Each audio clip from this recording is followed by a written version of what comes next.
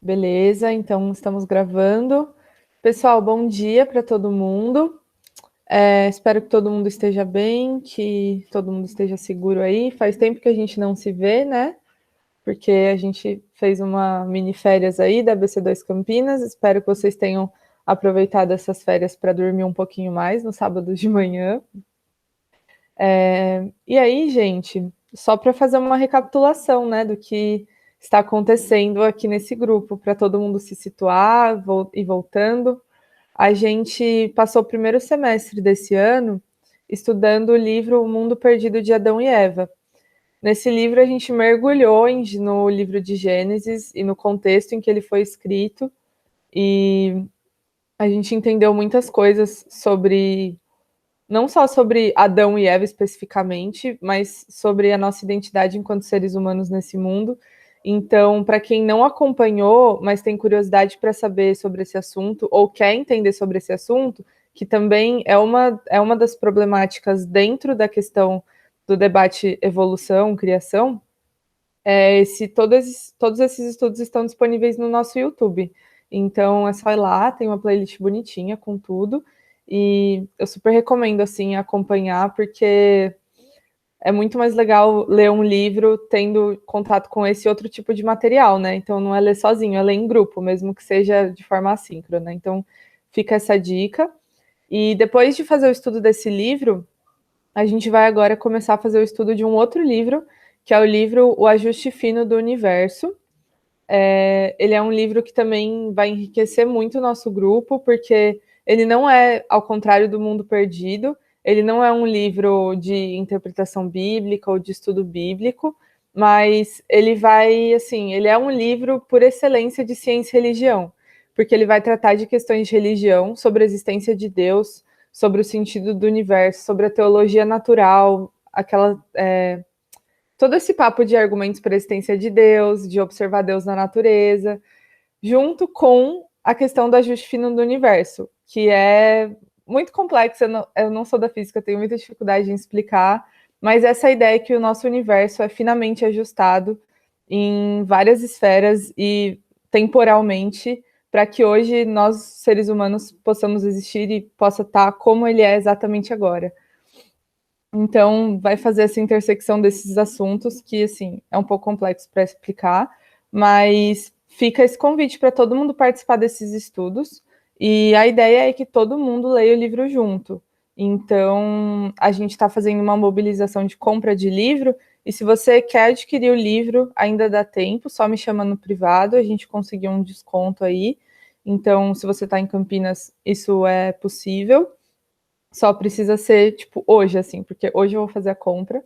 Então, se você quer adquirir o livro, fala comigo. Se você não falar comigo, não tem problema. Dá para você adquirir o livro em 300 mil sites que tem por aí. Na Livraria Família Cristã, no site da BC2, na Ultimato. Então, é só pesquisar o Ajuste Fino do Universo que vocês vão encontrar. Mas antes da gente iniciar o estudo desse livro, a gente vai ter o estudo de hoje com o Amadeu, que está aqui em cima de mim. Não sei onde ele está aí. Tá aqui. Qual é o tema do estudo, Amadeu? Fala o nome aí para mim, para eu não falar besteira. O cristianismo e o sentido da história. Progresso, ambiguidade, esperança. Eu vou explicar o que isso quer dizer, evidentemente, tá? Mas está falando sobre o cristianismo e como que a gente tenta dar conta de se a história que a gente vive tem um sentido, como que isso funciona. Ok, vamos lá. Antes de começar esse estudo, que eu acho que vai fritar um pouquinho nossa cabeça, mas vai fritar para a honra e glória do Senhor, eu queria fazer a leitura de um texto que eu acabei de perder na minha Bíblia, porque eu fechei ela. Então, deixa eu achar ele novamente. Ai, gente.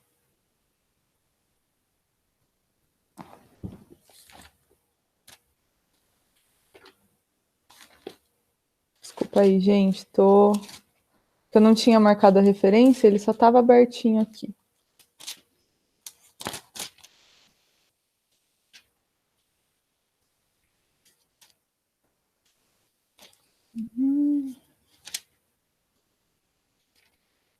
Aqui. Então, esse trecho que eu vou ler está lá em Mateus, Mateus 28, até o versículo 10. Então, ele diz assim, eu vou ler na tradução da NVT, tá bom? Depois do sábado, no primeiro dia da semana, bem cedo, Maria Madalena e a outra Maria foram visitar o túmulo. De repente, houve um grande terremoto, pois um anjo do Senhor desceu do céu, rolou a pedra da entrada e sentou-se sobre ela. Seu rosto brilhava como um relâmpago, e suas roupas eram brancas como a neve. Quando os guardas viram o anjo, tremeram de medo e caíram desmaiados como mortos. Então o anjo falou com as mulheres. Não tenham medo, disse ele. Sei que vocês procuram Jesus, que foi crucificado. Ele não está aqui. Ressuscitou, como tinha dito que aconteceria. Venham, vejam onde o corpo estava. Agora vão depressa e contem aos discípulos que ele ressuscitou e que ainda vai adiante de vocês para a Galiléia. Lá vocês o verão. Lembrem-se do que eu lhes disse. As mulheres saíram apressadas do túmulo e, assustadas, mas cheias de alegria, correram para transmitir aos discípulos a mensagem do anjo. No caminho, Jesus encontrou e as cumprimentou. Elas correram para ele, abraçaram seus pés e o adoraram. Então Jesus lhe disse: Não tenham medo, vão e digam a meus irmãos que se dirijam a Galiléia. Lá eles me verão. Eu escolhi trazer essa leitura aqui hoje porque, assim, eu não sei exatamente o que o Amadeu vai falar, mas a primeira coisa que eu penso quando a gente fala de história é a ressurreição de Jesus. Não porque a gente precisa ficar super se preocupando na vida em comprovar a ressurreição de Jesus historicamente e tudo mais, embora acho que esse seja um trabalho muito digno e interessante, mas porque a ressurreição de Jesus, para nós, ela é o centro da história. A ressurreição de Jesus é aquele acontecimento que dá sentido para a história, e isso é muito interessante, porque não dá sentido somente para a nossa história. Então, a ressurreição de Jesus não é o que dá simplesmente e somente o que dá sentido para a vida da Marília. Não é somente para a minha vida que Jesus ressuscitou. Mas quando a gente olha para a história da humanidade, quando a gente entende os eventos que aconteceram, todo aquele burbulho que teve na época de Jesus e toda a preparação que teve até Jesus chegar e as promessas feitas que ele cumpriu. Quando a gente olha para isso, tudo isso só faz sentido porque o túmulo não está vazio, porque ele morreu, mas não foi só isso, ele ressuscitou depois. E isso deu sentido a tudo e dá sentido à nossa vida hoje. E é o que dá sentido, inclusive, para a nossa vida, né, enquanto cristãos na ciência, enquanto ABC2. E eu queria trazer isso à nossa memória hoje. Uma coisa que eu acho muito bonita dessa descrição de Mateus, porque, claro, né, os outros evangelistas tiveram os relatos da ressurreição e das mulheres chegando no túmulo, mas essa aqui de Mateus, ela é muito legal, porque Jesus, ele encontra elas depois. E elas, quando eu fico imaginando essa cena, quando elas viram Jesus e fala no Evangelho que elas correram para ele e abraçaram e adoraram ele. Então, vocês imaginam o privilégio, assim, dessas mulheres e o espanto que elas tiveram, porque ele tinha morrido e tava todo mundo, meu, e agora? O que vai acontecer? E elas veem ele, gente, e elas não só adoram eles, elas não só se prostram e oram e ficam deitadas na frente de Jesus, elas abraçam ele. Tipo, elas de fato abraçaram Jesus. Vocês imaginam isso? E se hoje na nossa vida Jesus pode ser o centro, Jesus pode dar sentido para a nossa vida diária, vocês imaginam abraçar Jesus, gente, fisicamente? Isso para mim traz essa ideia de que esse evento da ressurreição não é simplesmente um super evento mágico de um milagre de Deus e sobrenatural, mas é uma coisa terrena, uma coisa tão terrena e humana a ponto de alguém poder abraçar Jesus. E, enfim, isso é importante de trazer à nossa memória, e eu queria trazer isso para realmente lembrar para nós, assim, onde a gente está nessa história, né? Então, Jesus ressuscitou, Mas hoje a gente não pode abraçar ele, porque ele não ficou aqui, gente. Ele subiu. Só que o momento que a gente está agora é esperando ele voltar. E é nesse ponto que a gente está, não só na nossa vida, mas na história do mundo. A gente está aguardando essa volta de Jesus, né? Para poder adorar ele novamente. Então, é isso que eu queria trazer. E vou orar para a gente poder começar esse estudo. Senhor, muito obrigada por esse dia, Deus. Obrigada, Pai, porque o Senhor nos possibilita essa reunião através do Google Meet, das tecnologias. Obrigada, Deus, porque apesar da pandemia, o grupo da ABC2 Campinas pode se manter, pode se reunir, pode glorificar o Teu nome junto, Pai, através da nossa vida intelectual, Pai. Eu queria te pedir por esse estudo. Cuida, Pai, do Amadeu nesse momento, que tudo que ele fale, Deus, possa nos edificar, possa nos ensinar, e que esse seja um momento realmente, Pai, para a honra e glória do Senhor, Deus, que nem nada nos desconcentre nesse momento, que a gente possa viver plenamente, Pai, enquanto irmãos em Cristo. Em nome de Jesus. Amém. Amém. Amadeu, com você. Amém, Má. Muito obrigado, viu? Eu acho que dentro do que você trouxe no seu devocional, você já captou talvez a resposta mais fundamental do Paul Ricoeur ao problema da história. Então, talvez a minha apresentação ela vai mais complementar o que você trouxe no devocional do que realmente fazer algo muito diferente, muito novo, tá? Então, eu acho que a base é essa mesmo. E pode ser que a minha internet caia, tá, gente? Então eu já peço desculpa, porque minha conexão é meio instável. Claro que eu queria muito mais estar com vocês presencialmente, mas nesse momento ainda não é possível, né? E é isso, queria desejar também um bom dia a todos. Espero que vocês estejam bem à vontade, podem ir pegando café, que eu ainda vou começar um pouco mais devagar, tá? Nos primeiros minutos, vou estar apresentando só um pouquinho de quem é o Paul Ricoeur, quem que eu vou estar trabalhando. Ah lá, bom dia, Gabriel. Da hora.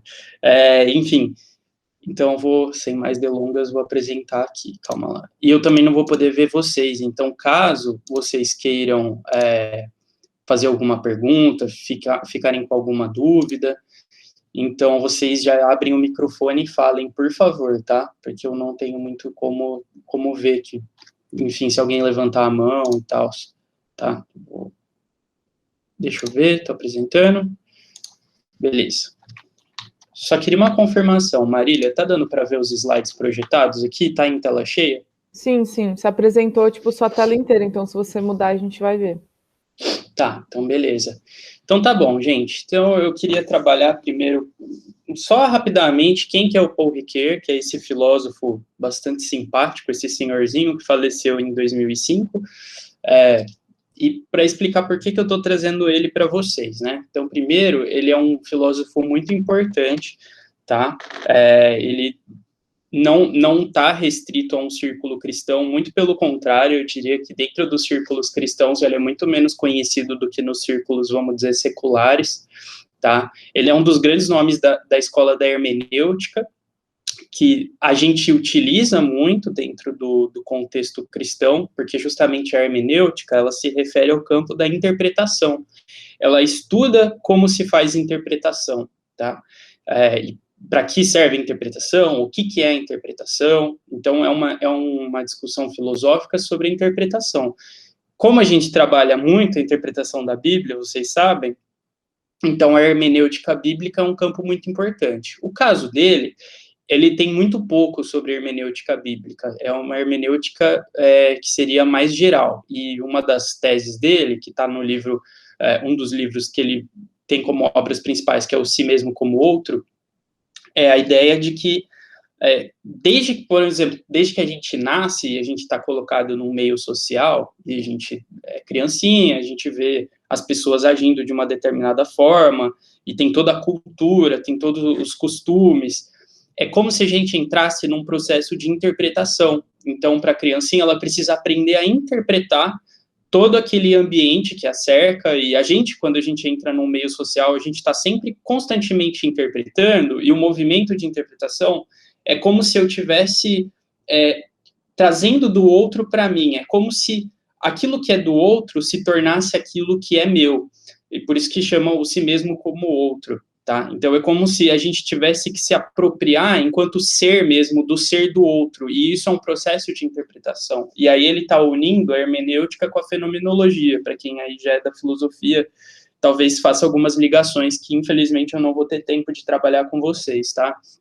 Mas ele é um cara que tem uma obra muito expressiva. Outro trabalho dele é o Tempo e Narrativa, que ele fala que nós só podemos nos entender, que o homem só se autocompreende por meio da narrativa, e que envolve tempo, envolve passado, presente e futuro. Então eu só consigo dizer quem eu sou para uma pessoa se eu falar do que eu fiz antes, do que eu vivi antes, do que eu estou vivendo agora e para onde eu quero ir, tá? Então essa chave da narrativa como fundamento para a compreensão do homem está também em outros filósofos, mas todos estão escrevendo ali na virada dos anos 70 e 80.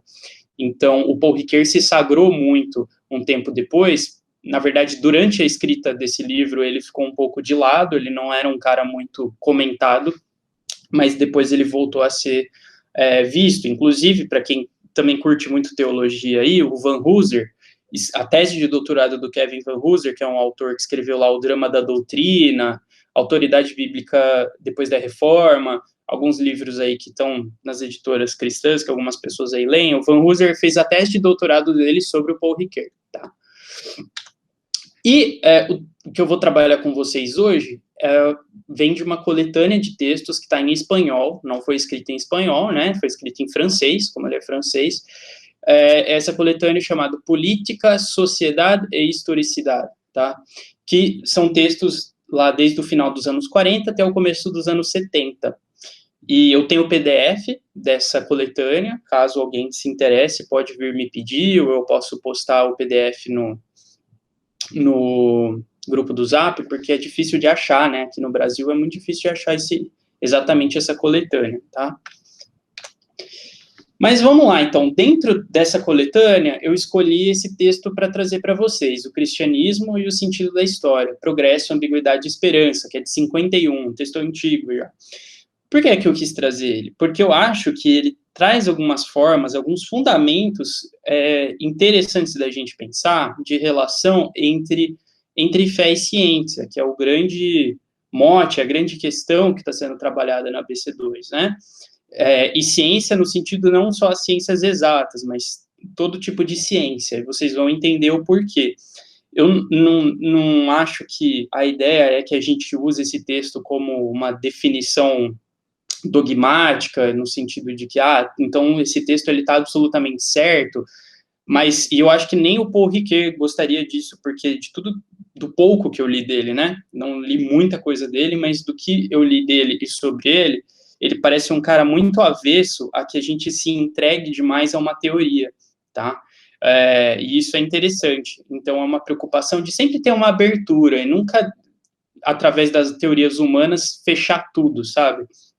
Então, eu coloco mais como uma referência, mas uma referência muito boa, e que eu achei bastante profunda, bastante proveitosa também. Mas vamos lá, então, o que é que ele está trabalhando nesse texto? Primeiros pontos de partida, para a gente entender o que é que está sendo colocado nesse texto. Então, primeiro é um texto de filosofia da história, ou seja, é uma investigação filosófica de pensar como se pensa a história, como que a gente entende o que é história. A história que a gente vive, a história humana, tá? Segundo, que existe uma dificuldade, muitas vezes, do cristão em reconhecer o sentido cristão, né, um sentido tipicamente cristão da história em meio às suas tragédias. E isso não é nada de abstrato, gente. Eu preciso falar para vocês que a gente está vivendo tragédias? Não preciso, né, pessoal? Então, esse texto, ele tenta responder um pouco, tenta lidar um pouco com essa dificuldade que, às vezes, a gente, enquanto cristãos, experimenta de dar sentido para as coisas quando a gente vive momentos que parecem que beiram a total falta de sentido, os dramas da vida, tá? Todos aqui temos os nossos, que a gente vive, viveu, enfim. Então, isso dispensa comentários, mas a gente sabe que isso é importante, em particular no momento que a gente está vivendo agora como nação, né? Então, com a pandemia e tudo mais. Então, eu acho que esse texto pode ser legal para a gente trazer muito para o que a gente está vivendo agora. Outra coisa que ele vai tratar nesse texto, e que ele já, desde a primeira página, ele já coloca, é sobre a questão do progresso. E quem está aqui já faz um tempo, a gente discutiu antes do Mundo Perdido de Adão e Eva, o Capitalismo e Progresso, tá? Do Bob Hauswald. E é interessante pensar pontos, porque parece que o Paul Ricoeur está pegando categorias bem diferentes da do Bob, para trabalhar o tema do progresso. Então, eu acho que para quem estava naqueles estudos, participou com afinco, talvez pode pensar pontes, ou pode pensar debates entre a visão de um e a visão do outro. Mas eu já queria trazer, então, essa primeira citação, né, de que o tema do progresso espontâneo e contínuo da humanidade saiu de uma laicização e, em suma, de uma degradação racionalista da escatologia cristã. Como assim? Então, ele está falando sobre aquela visão do progresso iluminista, né? Então, como que o progresso ele é uma degradação racionalista da escatologia cristã? Então, eu vou explicar para vocês. Eu pensei em algumas imagens aqui. Então, por exemplo, no caso da nossa narrativa cristã, da escatologia cristã, a gente pensa nesse arco, nessa linha que vai do pecado, né, de um mundo que está imerso no pecado, o acontecimento decisivo, que é a cruz de Cristo, que aconteceu na história, e por isso eu coloquei século I, porque de fato aconteceu na história, ao mesmo tempo que aconteceu antes do fundamento das coisas, mas também aconteceu na história. Existe um dia mesmo, um dia do calendário, que Jesus morreu naquela cruz, e o outro em que ele ressuscitou. E a história ela está se encaminhando para os novos céus e para a nova terra. Essa é a nossa esperança, é o que a Marília falou. Depois da ressurreição, é como se a gente aguardasse da história uma ressurreição de tudo, uma restauração de todas as coisas. Tá? E esse é um modelo básico, muito reduzido, muito simplificado, do que a gente chama de escatologia cristã. Por outro lado, se a gente for mergulhar um pouquinho no iluminismo, e entender o que aqueles caras, por exemplo, Voltaire, Diderot e outros caras estão pensando, tá? A gente vai chegar na ideia de que havia um homem em trevas que vivia numa situação de perda de razão, de perda da capacidade de lidar com o mundo e de ser o sujeito que determina as coisas. Aí, com o iluminismo, você tem o advento da razão, e que marca de um modo absolutamente decisivo tudo o que vai acontecer depois, porque a partir da chegada do iluminismo, e na verdade até um pouco antes, né, o Renascimento, quando os homens voltam a se colocar no centro da história, o que acontece é que a história ela começa a se movimentar em direção a uma restauração, em direção a um momento perfeito, a perfeição, porque a razão ela vai dar conta de resolver todos os problemas. Então, vocês percebem como existe um modelo de uma escatologia também no iluminismo, e que tem uma estrutura muito parecida com a escatologia cristã, mas que diz algo extremamente diferente. Então, o homem ele estava em trevas porque ele não tinha as luzes da razão, né, as ciências, a técnica, as artes. E aí, a partir do século XVI, e principalmente no século XVIII, o homem ele passa por um despertar decisivo. E a partir disso, vai ser uma caminhada rumo a um futuro em que a razão vai organizar todas as coisas. E parece muito com aquele mundo redimido da nossa fé cristã. Por isso que ele vai dizer que, na verdade, o iluminismo ele é uma degradação, ele é um problema. Por quê? Porque ele está pegando um modelo parecido com a escatologia cristã, mas ele está dizendo uma outra coisa que não é verdade. Porque a gente descobriu, a gente pode atestar isso na pele, que o mundo não está restaurado depois do século XVIII, tá? Que o mundo está cheio de problemas, que o mundo continua cheio de drama, cheio de guerra, cheio de ódio, cheio de má administração, cheio de preconceito, e, enfim, a gente sabe, a gente vive essa realidade. Então, essa escatologia não se cumpre, tá? E por isso ela é uma degradação racionalista, porque ela não é a cruz de Cristo que vai levar os novos céus e a nova terra, mas é a razão que vai levar essa restauração.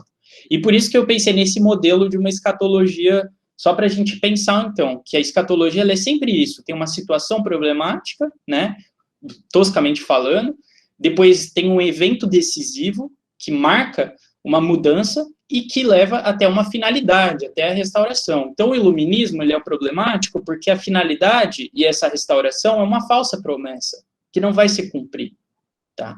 Eu queria falar isso para vocês, porque não porque seja um ponto extremamente importante para o texto em si, mas porque eu acho que é legal da gente pensar nessas coisas, de como que, às vezes, movimentos intelectuais que deram forma à nossa vida aqui no Ocidente, de alguma maneira, ele parte de uma versão água com açúcar, ou de uma versão degradada, uma versão piorada do cristianismo, justamente. Você tira Deus para fora e você mantém uma estrutura, você mantém uma casca, e dentro daquela casca você coloca a razão, mas a razão não vai preencher, a razão não vai resolver, a razão não vai trazer a restauração de todas as coisas, tá? É só Deus que vai, e é isso ele vai trabalhar um pouco depois, mas enfim. Então, existe esse terceiro ponto de partida, que é, há um conflito entre a escatologia cristã e a noção de progresso? Então, a gente sabe que, para os iluministas, a partir do advento da razão, vai ter um progresso natural em direção a essa restauração, em direção a essa organização da vida em torno da razão. Tá? Essa é a promessa deles, que não se cumpre.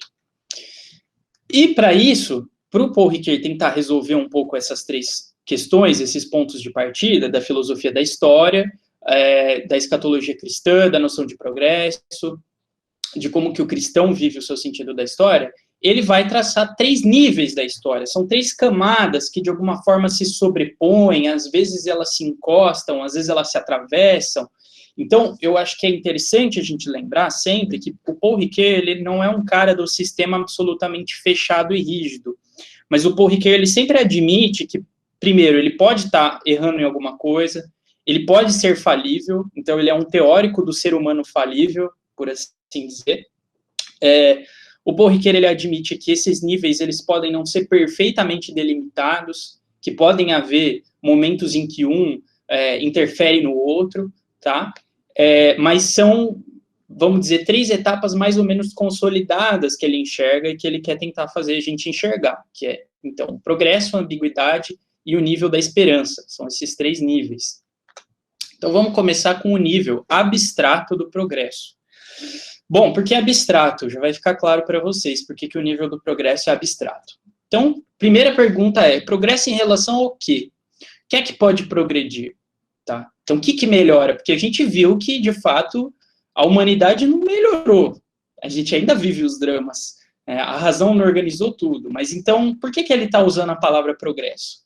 Será que ele está dizendo que alguma coisa pode, de fato, ser melhor, pode progredir? E aí ele vai dizer, primeiro de tudo, o mais fundamental é que esse primeiro nível ele tem a ver com ferramentas. Como assim ferramentas? Então, se o homem tem história, então a gente está falando de uma filosofia da história. Então, o homem tem uma história, senão não tem sentido falar em filosofia da história. Se o homem tem história, é porque ele trabalha. E, para trabalhar, ele cria ferramentas para transformar a natureza. Então, o trabalho, ele é essa transformação do homem da natureza, o homem transforma a natureza utilizando ferramentas. Que ferramentas são essas?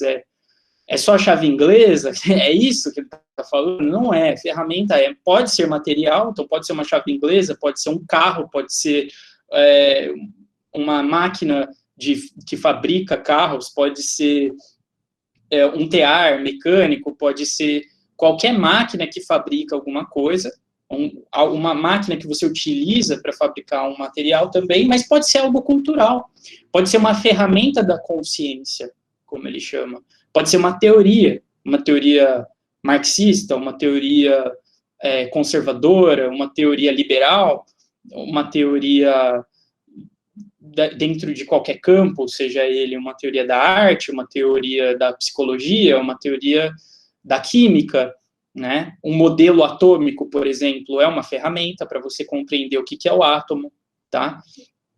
Uma fórmula matemática é uma ferramenta para resolver um problema. E pode ser também um sistema religioso. Então, o próprio cristianismo, ele aparece aqui como uma ferramenta.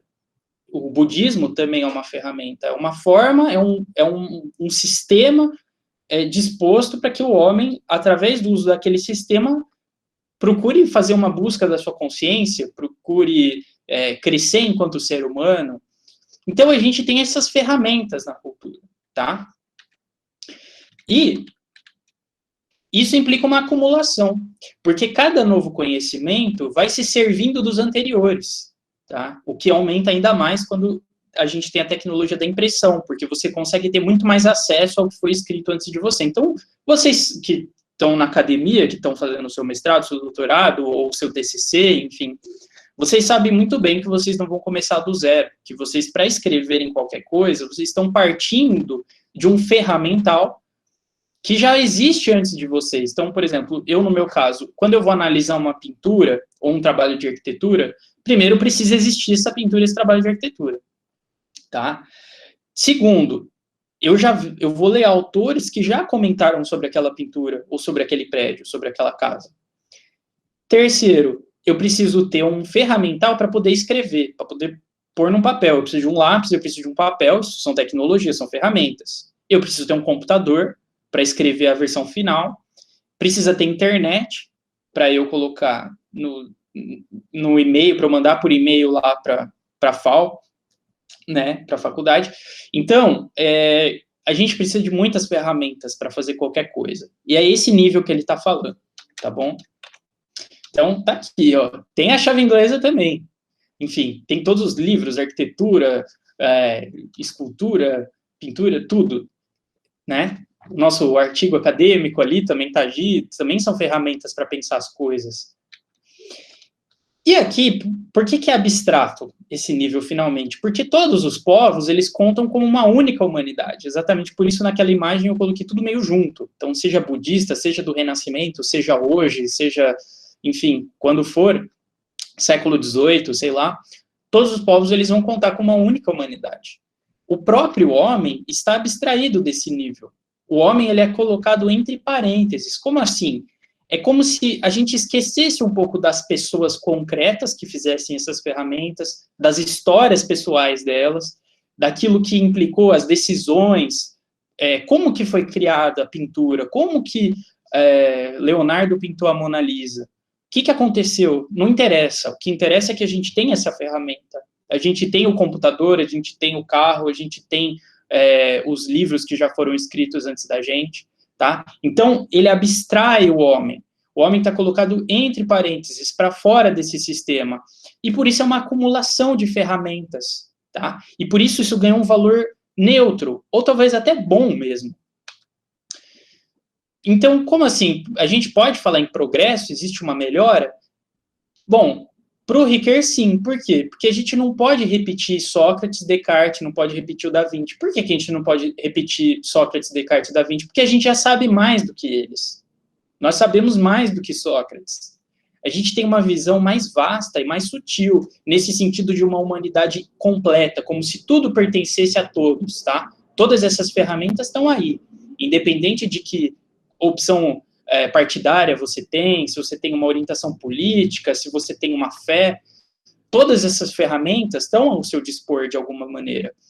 E não estavam dispostas para Sócrates assim. Sócrates não tinha computador, ele não tinha todos os tratados das ciências naturais, ele não tinha todas as obras de arte que a gente tem acesso, ele não tinha grupos intelectuais que a gente consegue ter esse contato, essas tradições, né, de pensamento. Então, a visão de Sócrates, quando você vai ler, era mais simples, era menos vasta, era menos sutil do que a nossa. Então, há sim uma melhora no nível das ferramentas, vai argumentar o Paul Ricoeur. Olha que interessante, porque ele vai dizer, no fundo, que essa ideia de progresso, ela, de todo, ela não é totalmente falsa. Existe sim um progresso, existe sim uma melhora. Opa! O plano do progresso, além do mais, realiza o destino do homem na criação, que é viver essa aventura técnica, intelectual e cultural. E isso é bom, tá? Então, é bom que o homem viva nessa descoberta da técnica. Deus nos colocou aqui para, de alguma forma, exercer essa capacidade de criar ferramentas e de transformar a natureza, que é o que, na teologia calvinista, a gente vai chamar de mandato cultural. O Paul Ricoeur não fala disso, ele não é calvinista, tá? Mas a gente vai... Ele é protestante, mas eu não sei exatamente qual que é a linhagem dele, não parece ser tanto calvinista, não. O ponto é, a gente está falando aí de como que o homem se realiza ao viver essa expressão por meio das ferramentas, por meio dessa acumulação, tá? E aqui a gente teria uma comparação que é do fogo de Prometeu, que vem lá da mitologia grega, de que Prometeu ele é um titã que rouba o fogo dos deuses e ele entrega aos homens. E é por causa desse ato que os homens podem ter toda essa aventura da técnica e das artes. É só por causa do fogo de Prometeu que eles começam a fabricar suas coisas, que eles começam a fazer arte, que eles começam a transformar a natureza. Antes eles viviam num estado em que eles não tinham nada disso, eles não tinham conhecimento de nada, tá? Então, é como se na civilização grega, na mitologia grega, o saber do homem, a técnica e essa transformação da natureza vem de uma culpa, vem de um problema, tá? Vem de um erro, que Prometeu fez isso contra a vontade dos deuses. Ele roubou o fogo dos deuses. E ele foi condenado por isso. Agora, no caso nosso, cristão, para o Paul Ricoeur, não é o caso. Para o Paul Ricoeur, o Adão ele já foi chamado para dominar sobre os animais, ele foi chamado para cuidar do jardim, ele foi chamado para dar nome aos animais. Então, ele já exercia, assim, essa aventura. O homem já tem isso como um chamado. Então, é bom que a gente exerça, é bom que a gente estude, que a gente faça faculdade, que a gente desenvolva coisas novas, que a gente coloque teses novas, que a gente pense o nosso mundo, que a gente faça também o nosso mundo. Olha só que interessante a visão do Paul Ricoeur. Agora, se o cristianismo não condena o Prometeu, quer dizer, não condena essa aventura técnica e artística do homem, também não se interessa fundamentalmente nesse aspecto anônimo e abstrato da história das técnicas e das artes, mas se interessa no que os homens fazem dessa história para sua perdição, sua salvação. Olha que interessante, o cristianismo, ele está ok com essa ideia do progresso técnico, dessa acumulação, no sentido de que a gente vai juntando mais ferramentas, a gente vai juntando mais formas de pensar, mais formas de agir no mundo, mais formas de transformar a natureza. Mas a questão não é se a gente tem tantas ou tantas ferramentas, ou quais são, mas como que a gente vai usar essas ferramentas? Se a gente está usando disso para a nossa perdição ou para a nossa salvação. Então, ao mesmo tempo que a técnica alivia esse esforço dos trabalhadores, traz muitas melhores, multiplica as relações, inaugura também novos males, inaugura a escravidão, traz grandes guerras, traz injustiça das grandes administrações, dos governos, tá? E aí, o Paul Ricoeur eu vou citar aqui ele, né? A revelação cristã escandalizou os gregos pelo relato desses acontecimentos sagrados. Criação, queda, alianças, explosões proféticas e, mais radicalmente, acontecimentos cristãos da encarnação, a cruz, a tumba vazia, acontecimento da igreja no Pentecostes. À luz dos acontecimentos excepcionais, solicitavam a atenção do homem a aspectos de sua própria existência que não sabia ver. Seu tempo propriamente humano também era feito de acontecimentos e decisões e marcado por grandes opções: rebelar-se ou converter-se, perder sua vida ou ganhá-la. Ao mesmo tempo, se valorizava a história, mas uma história concreta, onde os próprios povos têm uma personalidade que também pode perder-se ou ganhar-se. Então, a história, ela também tem essa componente de drama, de decisões, de crises, de acontecimentos, de tomadas de posição. E que se a gente não toma as posições certas, a gente está arriscando tudo. Ou seja, fica claro que o nível do progresso não é suficiente para explicar a história. Tá? Não dá para explicar a história inteira de um homem só com as ferramentas. E o cristianismo é fundamental para entender isso. É isso que o Paul Ricoeur está colocando. E é para isso que ele vai formular o segundo nível, que é o nível existencial da ambiguidade. Tá? Então, nesse nível segundo, existem várias civilizações concretas, não apenas uma humanidade abstrata. Então, você tem, de fato, os impérios. Você tem lá o Império Romano, que depois cai. Você tem, antigamente ainda, né, os egípcios. Você tinha o povo de Israel, né? Agora você tem o domínio econômico, você tem os chineses, você tem os norte-americanos, você tem o Brasil que está vivendo o que está vivendo, e o destino é sempre incerto aqui, nesse segundo nível. Essas civilizações podem acabar. E tudo isso depende de decisões, acontecimentos, crises, coisas muito concretas. Então, aqui mostra qual que é a história que levou os artistas a chegarem a pintar a Mona Lisa e como que isso é fruto de uma decisão do Leonardo de pintar. Então, é aqui que o ser humano, de alguma forma, ele se torna responsável, porque se ele pode agir sobre a história, e isso pode implicar o fim de uma civilização, então, por exemplo, é aqui que, por causa do nosso uso das ferramentas técnicas, a gente pode destruir o planeta, destruir o meio ambiente, tá? Essa é a componente do drama mesmo, do incerto, a gente não sabe o que a gente está fazendo. E também é a componente dos renascimentos, das decadências, dos sonhos e despertares das civilizações, quando a gente começa a sonhar com a razão, ou começa a sonhar com o mundo, hoje em dia, né, essa utopia da diversidade, que todo mundo vai ser respeitado, independente de toda e qualquer coisa, né, ou quando há uma restauração, de repente a monarquia, ela foi banida com a Revolução Francesa, mas aí alguns anos depois volta a uma restauração da monarquia, existem resistências políticas, invenções novas, sobrevivências, tá? É esse plano onde existe esse drama da existência mesmo, do ser humano como vários coletivos concretos, que podem deixar de existir, tá? E a questão há um abuso por parte de alguns grupos dessa visão mais dramática da história, e o Ricoeur não quer isso. Então, por exemplo, a gente vê por aí, às vezes, aquelas visões assim, os comunistas estão chegando, eles querem dominar tudo, aquela coisa um pouco conspiratória, sabe? E o Ricoeur não quer que a gente olhe por esse lado, ele não quer que a gente exagere esse sentido dramático, como se tudo dependesse de uma só ação, e às vezes alguns programas políticos tentam fazer com que a gente perca um pouco a nossa postura mais madura e coloque toda a nossa força no medo de alguma coisa, tá? Não é por aí que ele quer ir, tá? Por outro lado, então, como a gente estava falando, se aqui é o lugar da decisão, e que a decisão tem consequências, é também o terreno da culpabilidade. Já que tem crise e tem poder, tem também culpa. E aí ele fala assim, tornemos a ler os profetas de Israel e os salmos. Encontraremos o tema do orgulho das nações, do ódio dos maus, do medo dos pequeninos. Egito, Assíria, as grandes potências vizinhas eram para Israel as testemunhas da culpa histórica. E Israel era culpável na medida que queria imitar seus sonhos de grandeza. Então, o problema do povo de Deus é querer imitar o poder dessas outras nações que ostentavam o seu orgulho, o orgulho do faraó, né? A gente tem várias passagens que falam como que o julgamento de Deus recai sobre faraó, porque ele achava que ele tinha poder sobre tudo, e que ele podia resolver tudo, e ele ia criar aquela nação que ia ser a encarnação da sua glória, e através daquilo ele imporia um sistema que dá conta de tudo.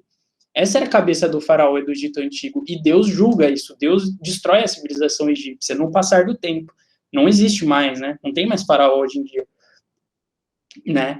Então, é isso, existe uma culpa que ela é histórica, ela não é uma culpa que é só de uma pessoa, mas ela é de todo um sistema. E o próprio povo de Deus também é culpável nesse plano. Porque, às vezes, o povo de Deus, ele quer agir como se ele fosse o império. Ele quer entrar no poder, ele quer ganhar poder. É só a gente olhar agora o que está acontecendo, né? A bancada evangélica, na minha opinião, ela se parece muito com isso, que essas pretensões da igreja de querer mandar, de querer resolver e dar as cartas do seu modo, tá? Então, de alguma forma, a igreja, ela está, às vezes, querendo, o povo de Deus hoje, está querendo imitar, às vezes, os sonhos de grandeza dos outros grandes, né? E olha só que interessante, ele traz aqui o canto de Maria para a gente, que está lá em Lucas capítulo 1. Eu vou pegar só os versículos que ele traz, que são do 51 ao 53. Que Maria fala assim, isso quando Jesus vai nascer. Olha só, ele Deus, né? Deus realizou poderosos feitos com seu braço. Dispersou os que são soberbos no mais íntimo do coração.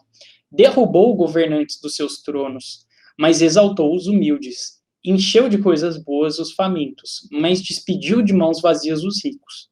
Olha só que interessante. Então, quando Jesus vai nascer, é esse lugar onde, de alguma forma, está sendo exercida uma crítica ao modo com que o poder é exercido. E isso é extremamente político, gente. Olha que interessante. Não é algo que só diz respeito à fé que está no meu coração, mas está dizendo respeito a esse plano das civilizações, do drama das civilizações, das suas decisões e da sua culpabilidade. Porque quando uma civilização decide fazer as coisas do seu próprio jeito e dominar, oprimir, ela está trazendo culpa para cima de si. E o nascimento de Cristo é um julgamento, é uma crítica sobre isso. Olha só, uma das tarefas da teologia da história, diz o Paul Ricoeur, consistiria em retomar, à luz da nossa experiência moderna, quer dizer, hoje em dia, né, do Estado e do mundo concentracionário, esse mundo que acumula as coisas, esse mundo que concentra poder, essa crítica bíblica dos poderosos. E ele vai enxergar no canto de Maria uma crítica, né, quando Deus enche de boas coisas os famintos e despede os ricos de mãos vazias, quando ele derruba governantes dos seus tronos, mas exalta os humildes, ele está fazendo uma crítica dos poderosos, dos governantes, dos famintos, dos ricos, dos governantes e dos ricos, né? E exaltando os humildes e os famintos. Olha que interessante. Isso está, né, no nosso texto. E que, de alguma forma, o cristão ele tem que pensar também, quando ele vai pensar na história, no que pensar na história de hoje, olhar para o nosso Estado moderno, olhar para o nosso governo atual e tentar pensar o que é que tem no governo atual que pode ser criticado desse modo bíblico, tá? E, gente, só, né, quando a gente olha para a situação que a gente está vivendo hoje, né, em que um governo ele se exime de trazer, por exemplo, vacina para as pessoas e 500 mil de pessoas morrem de um jeito completamente absurdo, quer dizer, eu acho que existe muito espaço para a gente fazer uma crítica bíblica dos poderosos, tá? Bom, vamos lá agora para o terceiro nível, que é esse nível misterioso da esperança. Então, eu estava terminando agora com o Canto de Maria, e o Canto de Maria fala sobre a esperança desse nascimento do Messias, que é a promessa de que Deus, de fato, ele mesmo vai exercer esse julgamento sobre os poderosos. Essa crítica que a gente pode fazer, Deus vai agir em função disso, tá? E a nossa esperança começa aí. E por que misterioso? Bom, para a gente entender por que esse nível da esperança é misterioso, eu queria trabalhar com esses dois termos que o Paul Ricoeur, nesse terceiro nível, ele une o tempo inteiro, que é o sentido e o mistério. Como assim? Então, é dizer que na história existe uma unidade de sentido. A história faz sentido. E a partir desse sentido, e a partir dessa certeza, dessa fé que a gente tem de que a história tem um sentido, ela não é vazia, é o princípio da coragem para viver e agir na história. Eu só tenho coragem para viver porque eu sei que, de alguma forma, aquilo vai para algum lugar. Não é o caos total. Porém, no entanto, esse sentido está oculto. Então, você tem que arriscar compreendê-lo e vivê-lo. Ele não está dado, ele não é certo. Então, Deus, e a gente sabe disso na nossa vida espiritual, que às vezes a gente acha que Deus é uma coisa. Aí passa alguns anos, a gente olha para trás e fala, nossa, mas Deus não era isso que eu achava que era. Ela é sempre melhor, mas no sentido de que está oculto. A gente não está na revelação plena. Tá? A gente não consegue, com a nossa cabeça, dar conta de tudo, de entender tudo. Não tem como. Então, existe sentido, mas, por outro lado, ele está oculto. Agora, o que autoriza o cristão a falar de um sentido, ainda que se oculte no mistério? O que autoriza a superar este plano da ambiguidade, no qual a história pode ficar ruim e não boa? Então, a história, de fato, pode piorar, como a gente viu lá no momento, no segundo plano, né, no plano da ambiguidade. É uma história ambígua, ela pode ficar ruim, ela pode piorar e ela pode melhorar também. Na medida em que, sobre a trama do progresso, podem bordar civilizações que nascem ou morrem. Isso tem um sentido total, quer dizer, não é absurdo. A gente vê essas coisas acontecendo, as notícias, fala assim, meu Deus, que mundo louco é esse? Tem sentido? E aí ele mesmo responde, porque fala assim, é a fé no senhorio de Deus, o que para o cristão domina toda a sua visão da história concreta. Se Deus é o Senhor das vidas individuais, se Deus é o Senhor da minha vida, da sua vida, da vida das pessoas que a gente conhece e das que a gente não conhece, o é também da história. Essa história incerta, grande e culpável. Então, essa história ambígua, essa história que pode se destruir, pode dar tudo errado e pode as coisas dar certo, e é essa luta, essa tragédia incerta, em aberto, tudo isso, Deus dirige essa história até ele. Deus dá sentido para essa história até ele. Tá? Então, existe aqui a gente junta essa ideia da culpabilidade, que está no plano da ambiguidade. Então, se o homem é culpável, ele também é redimível. E a redenção está no plano da esperança. Aqui, esses dois planos se tocam, o segundo e o terceiro plano. Por quê? Né? Porque a redenção, ela é essa esperança justamente para o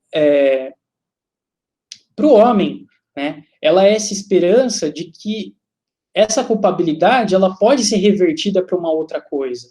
Ela pode ser revertida para o bem, e Deus que dá esse sentido. Então, eu ia falar, né, que o cristão vive, portanto, a ambiguidade da história. Ele vive, a gente vive esse drama, e eu não preciso explicar isso para vocês. Todo mundo aqui já viveu drama, já sabe o que é viver na história. Mas a gente percebe o tesouro precioso de uma história sagrada, de uma história que tem sentido. A nossa esperança é de que, no fim das contas, há uma só história, de que toda a história, todo o conjunto da história é sagrada. E eu queria trazer uma recomendação de leitura para vocês, gente,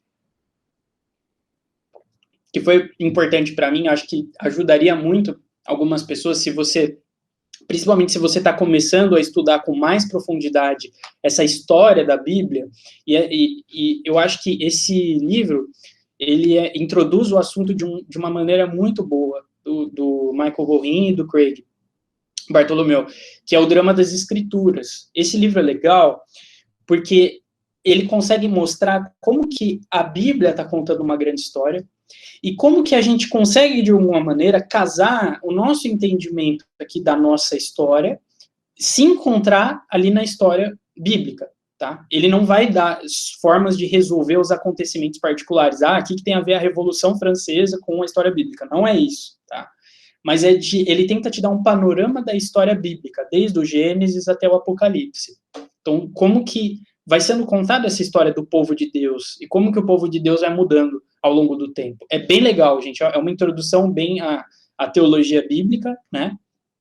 Mas que tem, eu acho que toca em alguns pontos aqui, porque ele fala dessas ambiguidades, desses dramas, isso está inclusive no nome, né, Drama das Escrituras, mas ele também fala dessa esperança. Então eu acho que é um livro básico, que não tem nada a ver com o Paul Ricoeur, mas que eu acho que toca em alguns assuntos dessa coisa de um sentido para a história bíblica, tá? Eles estão falando da Bíblia, e que fica como uma recomendação. Enfim, voltando agora ao assunto. Sendo assim, o cristão é o homem para quem a ambiguidade, os riscos e as incertezas da história não são fonte de medo e desespero. Aí o Paul Ricoeur cita, né? Não temas é a palavra bíblica frente à história. Então, não temas não é só frente ao meu problema pessoal, ao meu dilema. Poxa, será que vai ser do dia de amanhã? Ou se acontecer alguma questão muito difícil, né? A gente vê, né, os anjos Jesus dizer não temas, mas ela é uma palavra que tem a ver com a nossa vida frente à história, frente aos coletivos, frente a todas as pessoas, frente a tudo que a gente está enfrentando como civilizações, né? Civilização ocidental, os brasileiros estão vivendo hoje, o que a gente está vivendo agora como povo, né? Nessa história concreta que a gente não sabe onde vai dar. E a palavra é não temas. Olha que legal. E o sentido, desse modo, o sentido da história, essa unidade de sentido é escatológico. Como assim? É apenas na volta de Cristo que vai ser revelada, enfim, a unidade de sentido. É só na volta de Cristo. A gente não tem acesso a essa unidade fechadinha. A gente não resolveu tudo. De como todas as histórias dos impérios, das guerras, das invenções, das artes, das filosofias, das ciências, né, tudo que está no plano 1 e no plano 2, como que tudo isso vai convergir em Cristo? A gente não fechou essa conta, porque isso só vai ser revelado no último dia, quando Jesus voltar, que tudo vai fazer sentido, tá? Ou seja, por isso, né, por causa que a gente só vai ter essa revelação no último dia, quando Cristo voltar, o cristão, ele tem que abrigar, ele, por natureza, ele tem uma certa desconfiança acerca das filosofias sistemáticas da história que procuram pôr nas mãos do homem as chaves da compreensão de tudo. Tá? Então, tudo que é aquele sistema, aquela teoria, ou aquela fala, às vezes, de um político, de um partido, ou de uma outra religião, ou mesmo, às vezes, nas nossas igrejas, que parece que resolve tudo. Ah, não, porque tal fenômeno que está acontecendo nesse momento atual é isso, ponto, fechou, acabou. Então, sei lá, não, porque o anticristo chegou e ele é desse jeito, e ele é esse cara aqui. Olha, então, eu acho que o Paul Ricoeur está falando é que a gente tem que ter um certo instinto de desconfiança, uma suspensão, porque o Cristo ainda não voltou, então a unidade de sentido ainda não está aqui.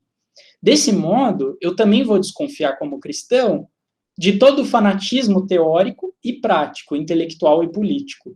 Todas aquelas teorias, aqueles movimentos que tentam fechar tudo, por exemplo, o iluminismo, na razão. A razão, ela resolve tudo, todos os problemas dos seres humanos. Aí, isso te permite, quando vem uma outra pessoa e fala algo do tipo, você fica assim, então, mas ainda não fechou todo o sentido, a gente não tem a resposta para tudo. O que é muito interessante, porque daí o cristão, ele ganha uma abertura. O cristão, ele pode se tornar alguém aberto para ouvir diferentes teorias, para escutar diferentes partidos, para se colocar como um participante de um diálogo mesmo. Aí que entra o exercício da escuta, o exercício do respeito, o exercício do diálogo, de você realmente engajar com pessoas que discordam de você. E você procurar ouvir, porque pode ser que você não saiba de tudo, porque o sentido da história está oculto. Olha que interessante, eu gosto desse sistema do Paul Ricoeur. Então, para a gente fechar tudo, amarrar, o iluminismo, então, por conseguinte, ele é problemático, por quê? Porque ele crê que o progresso, ele suprime a ambiguidade da história. Então, a história não tem ambiguidade, vai chegar à razão e vai resolver tudo, fechou. E não é assim. A história continua tendo ambiguidade, até Jesus voltar, que daí ele vai amarrar tudo. Só Jesus amarra tudo.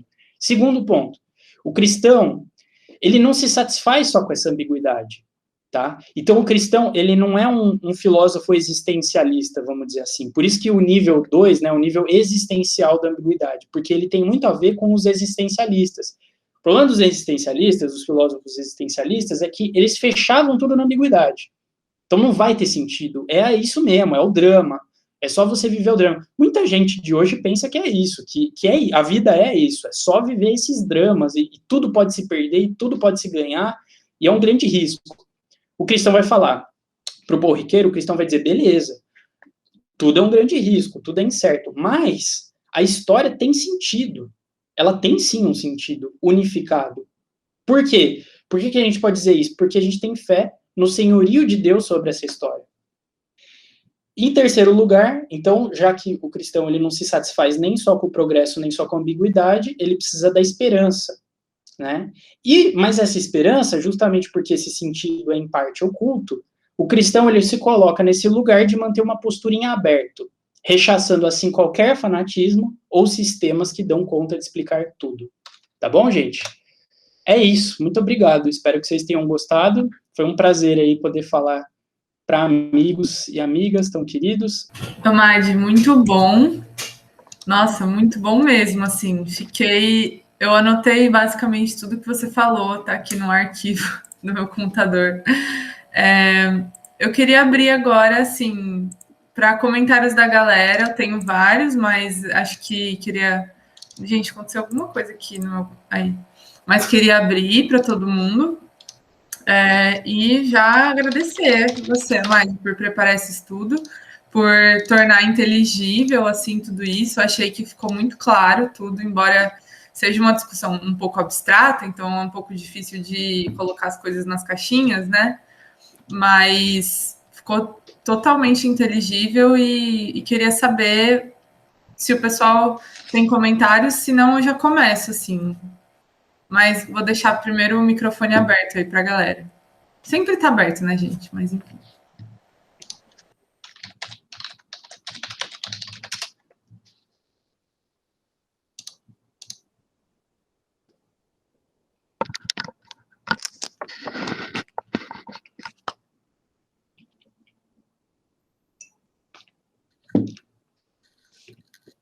Vou começar então. Aí vocês vão pegando no embalo. O Gabriel tá com o microfone ligado porque você quer comentar alguma coisa ou só tá ligado mesmo? Não, só tava ligado mesmo, mas aproveitando foi muito bom. O Félix falou que foi profundo e mais fácil de entender. Eu gostei bastante. Parabéns. Eu não conhecia tão a fundo assim esse autor, só tinha ouvido falar. Assim. Muito bom. Valeu. Vou procurar mais. Se puder mandar o PDF também, deixar disponível, se não for pedir muito. Sim, Amade, se você puder postar lá no grupo, o Paulo pediu também. Aí acho que fica mais fácil. Beleza, eu vou postar sim. Concordo com o que o Félix falou e o Gabriel também. Foi profundo, mas fácil de entender. Vou começar com uma pergunta bem simples, então, que no meio do estudo você foi fazendo vários apontamentos para essa leitura que a gente pode ter da nossa realidade hoje, né? Uhum. E eu ia pedir para você aprofundar um pouco mais nisso, assim, como que a gente pode olhar, se é possível a gente olhar para a nossa história hoje através dessas 3 chaves, né? Eu não sei se eu entendi certo, mas para mim me pareceu, deixa eu só abrir o meu arquivo aqui com as minhas anotações. Me pareceu que assim, esses níveis do progresso, ambiguidade e esperança, né? Eles também funcionam um pouco como chave de leitura, né? Filosofia da história é um pouco isso, né? É tipo chave de leitura para a história. Não sei se é muito simples. Isso, exatamente. A filosofia filosofia da história seria uma forma de pensar a história, né? Então, por exemplo, só para dar um outro caso, uma filosofia da história hegeliana, tá, que eu conheço bem pouco, então eu sou totalmente ignorante, não sei se alguém aqui da filosofia vai poder dizer muito melhor. Uma filosofia da história hegeliana, ela é baseada na dialética, de que toda a história, ela é uma forma... você manja de Hegel, então você quer explicar? Não, tudo bem. Tranquilo. Mas de que todo o processo da história, ele é baseado em uma dialética de uma tese e antítese, que são movimentos de uma autocompreensão do que ele chama do espírito, né? E como se toda a história ela fosse uma forma desse espírito se entendendo a si mesmo. É um jeito de entender a história, que para mim pode ser extremamente esquisito, mas fez muito impacto porque o modo com que ele desenvolve isso é muito denso, tá? Então teve toda uma marca para a filosofia isso. No caso marxista, né, a filosofia da história marxista, ela é baseada na ideia da luta de classes. Então você tem uma classe dominada, uma classe dominante, as duas estão lutando entre si, e na hora que uma classe ela consegue subverter isso e ela passa a ser a classe dominante num processo de revolução, o que acontece é que você tem, de fato, uma mudança na história, tá? Então, para o Marx, o motor da história são as revoluções, é a guerra, é a luta de classes, tá bom?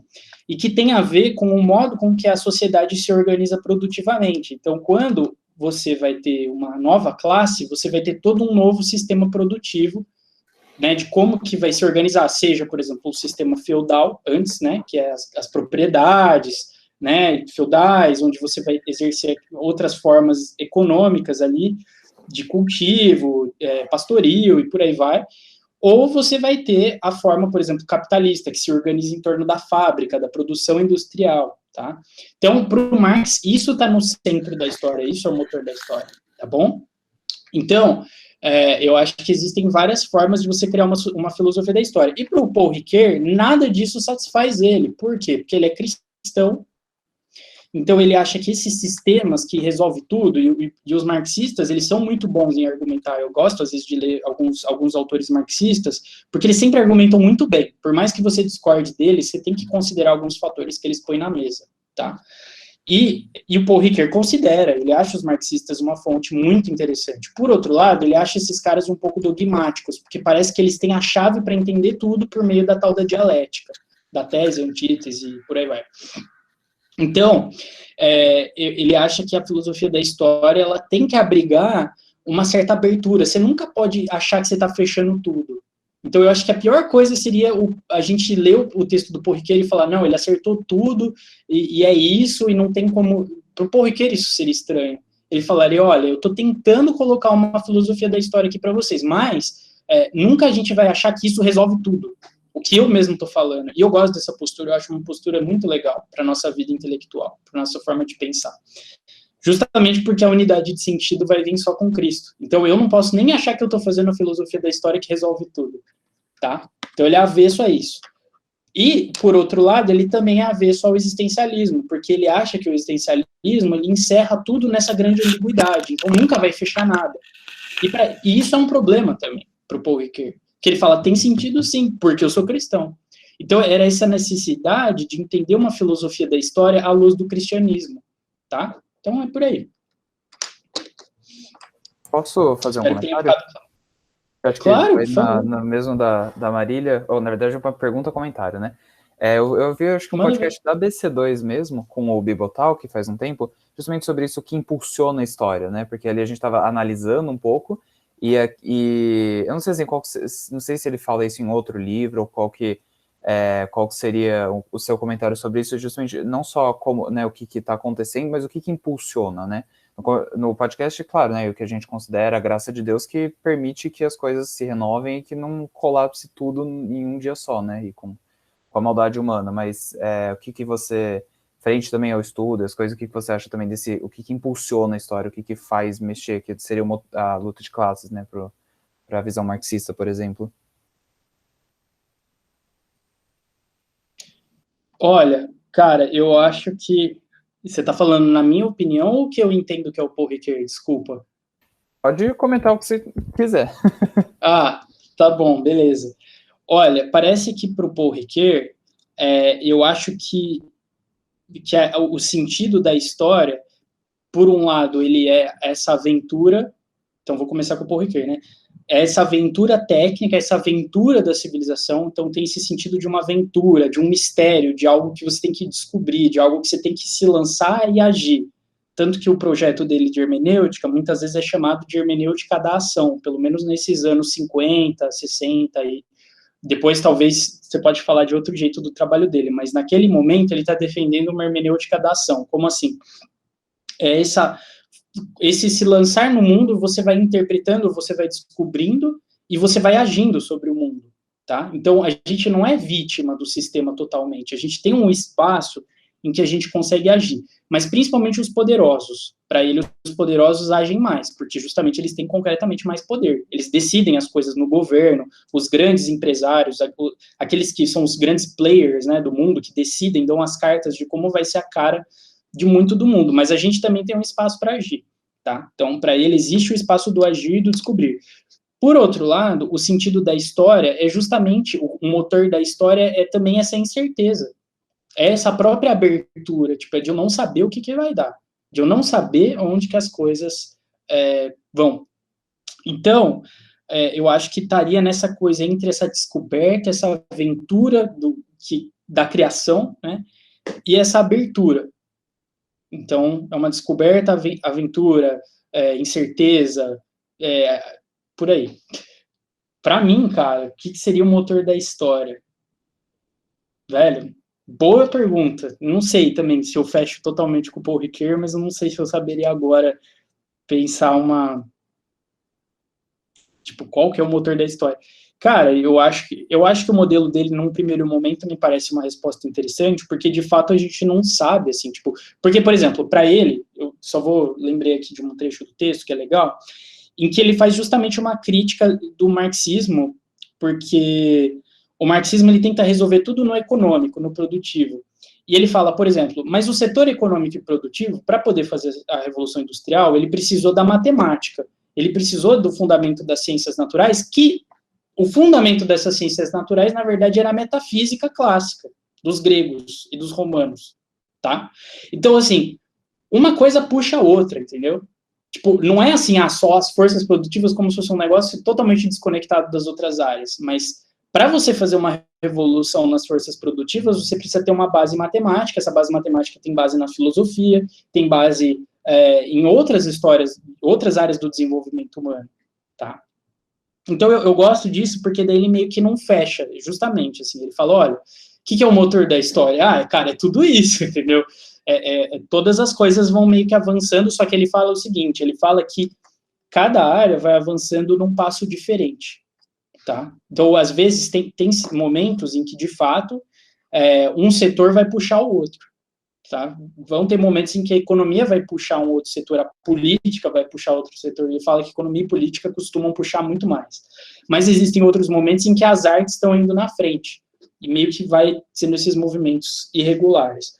Cara, eu acho que eu tô meio que perto dele, assim, mas eu não saberia pensar e te dar uma resposta rápida, qual que eu acho que é o sentido da história. Mas eu acho que o que eu concordo com ele fundamentalmente é que Deus está, de alguma maneira, sendo o Senhor sobre isso. Ele está exercendo o domínio dele bom, né, sobre isso. Amadeu? Espero ter ajudado um pouco. Oi, pode falar, cara. Beleza, Robson? Eu não sei se eu entendi bem uma parte que você colocou, mas parece haver, no pensamento dele, uma atração na história, rumo à consumação e a Deus. Talvez não seja essa uma força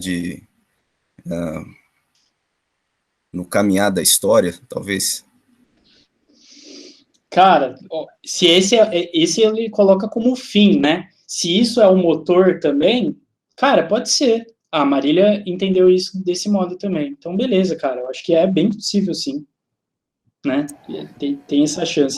Eu não saberia te dizer perfeitamente o quanto que daí, no caso, o motor, ele tem a ver com aquele fim. Mas me parece que a história dele é escatológica, sim. Ela é finalista, ela tem essa unidade de sentido.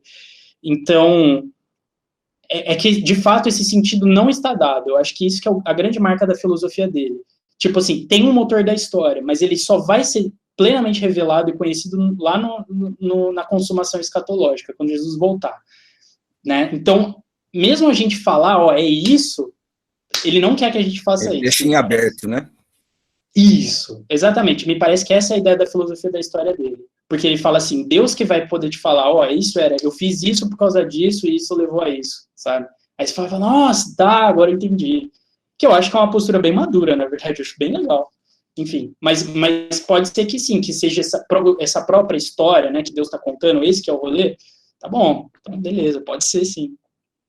Não te ajudei tanto, mas, enfim, eu acho que tem uma possibilidade sim, com certeza, acho que dá para entender desse modo. É bem bacana essa possibilidade, né, da gente poder ter isso de forma, assim, aberto para pensar sobre a postura, sim, né, e o papel da igreja, né?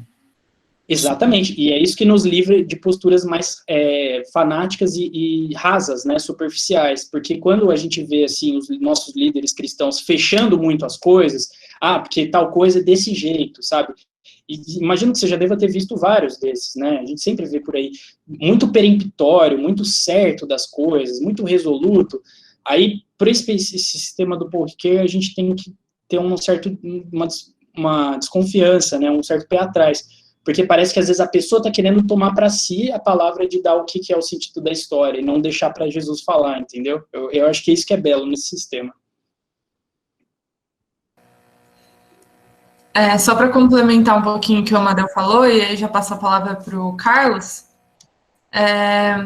eu acho que existe um debate aí, ou talvez uma confusão na nossa mente, na minha pelo menos, da diferença entre o que configura assim, o sentido de algo e atribuir esse sentido dessa coisa ao fato dessa coisa ser causa de outra.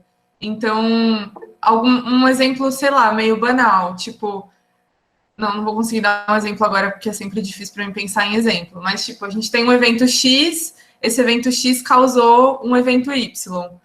Então o sentido do evento X era causar o evento Y. Eu acho que essa não é uma relação direta. Não é porque uma coisa está causando outra que essa coisa está dando sentido para outra. Então, o que eu estou querendo dizer com isso? Que o fato da história da redenção, uma síntese da minha mente, né? O fato da história da redenção dar sentido a todas as coisas que acontecem no mundo, não significa que todas as coisas que acontecem no mundo estão acontecendo porque elas serão causa da redenção. E eu acho que é isso que esse tipo de filosofia escatológica secular, talvez, ou mesmo que não seja secular, mas esse tipo de escatologia assim mais rasa, fica atribuindo essa relação de causa sempre. Então, porque a pandemia está acontecendo, porque isso vai causar algo lá na frente, que aí vai causar com que Jesus volte.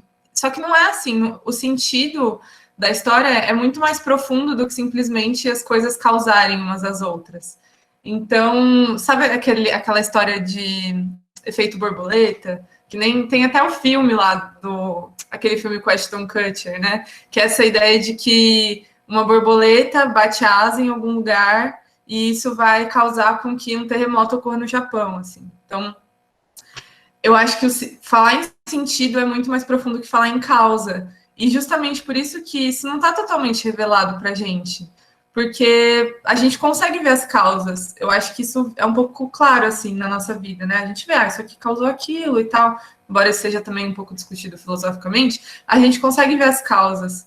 Mas o sentido último, aí eu acho que é muito difícil da mente humana captar. E a gente fica tentando captar. E todas essas filosofias, como marxismo, existencialismo, elas não são simplesmente modos de ver a história, mas elas trazem um fim para a história. Elas têm não só uma escatologia, elas têm uma teleologia. E isso, às vezes, é meio too much, assim, pelo que eu entendi de tudo que a gente falou agora. Só isso, assim, só para a gente diferenciar um pouco o que seria a causa e o que seria o sentido. Eu acho que tem uma nuance aí. E pode falar, Carlos. Meu comentário foi maior do que eu queria. Legal. Eu quero primeiro agradecer, viu, Amadeu? Deus abençoe. Foi bem produtivo. Amém, cara. Mesmo. Obrigado. Deus abençoe. Que bom. Que bom, amém. Assim, a minha pergunta é que me chamou a atenção na hora que você estava explicando, que você estava ensinando, que você falou acerca do iluminismo, né? Que o iluminismo ele é a degradação da história.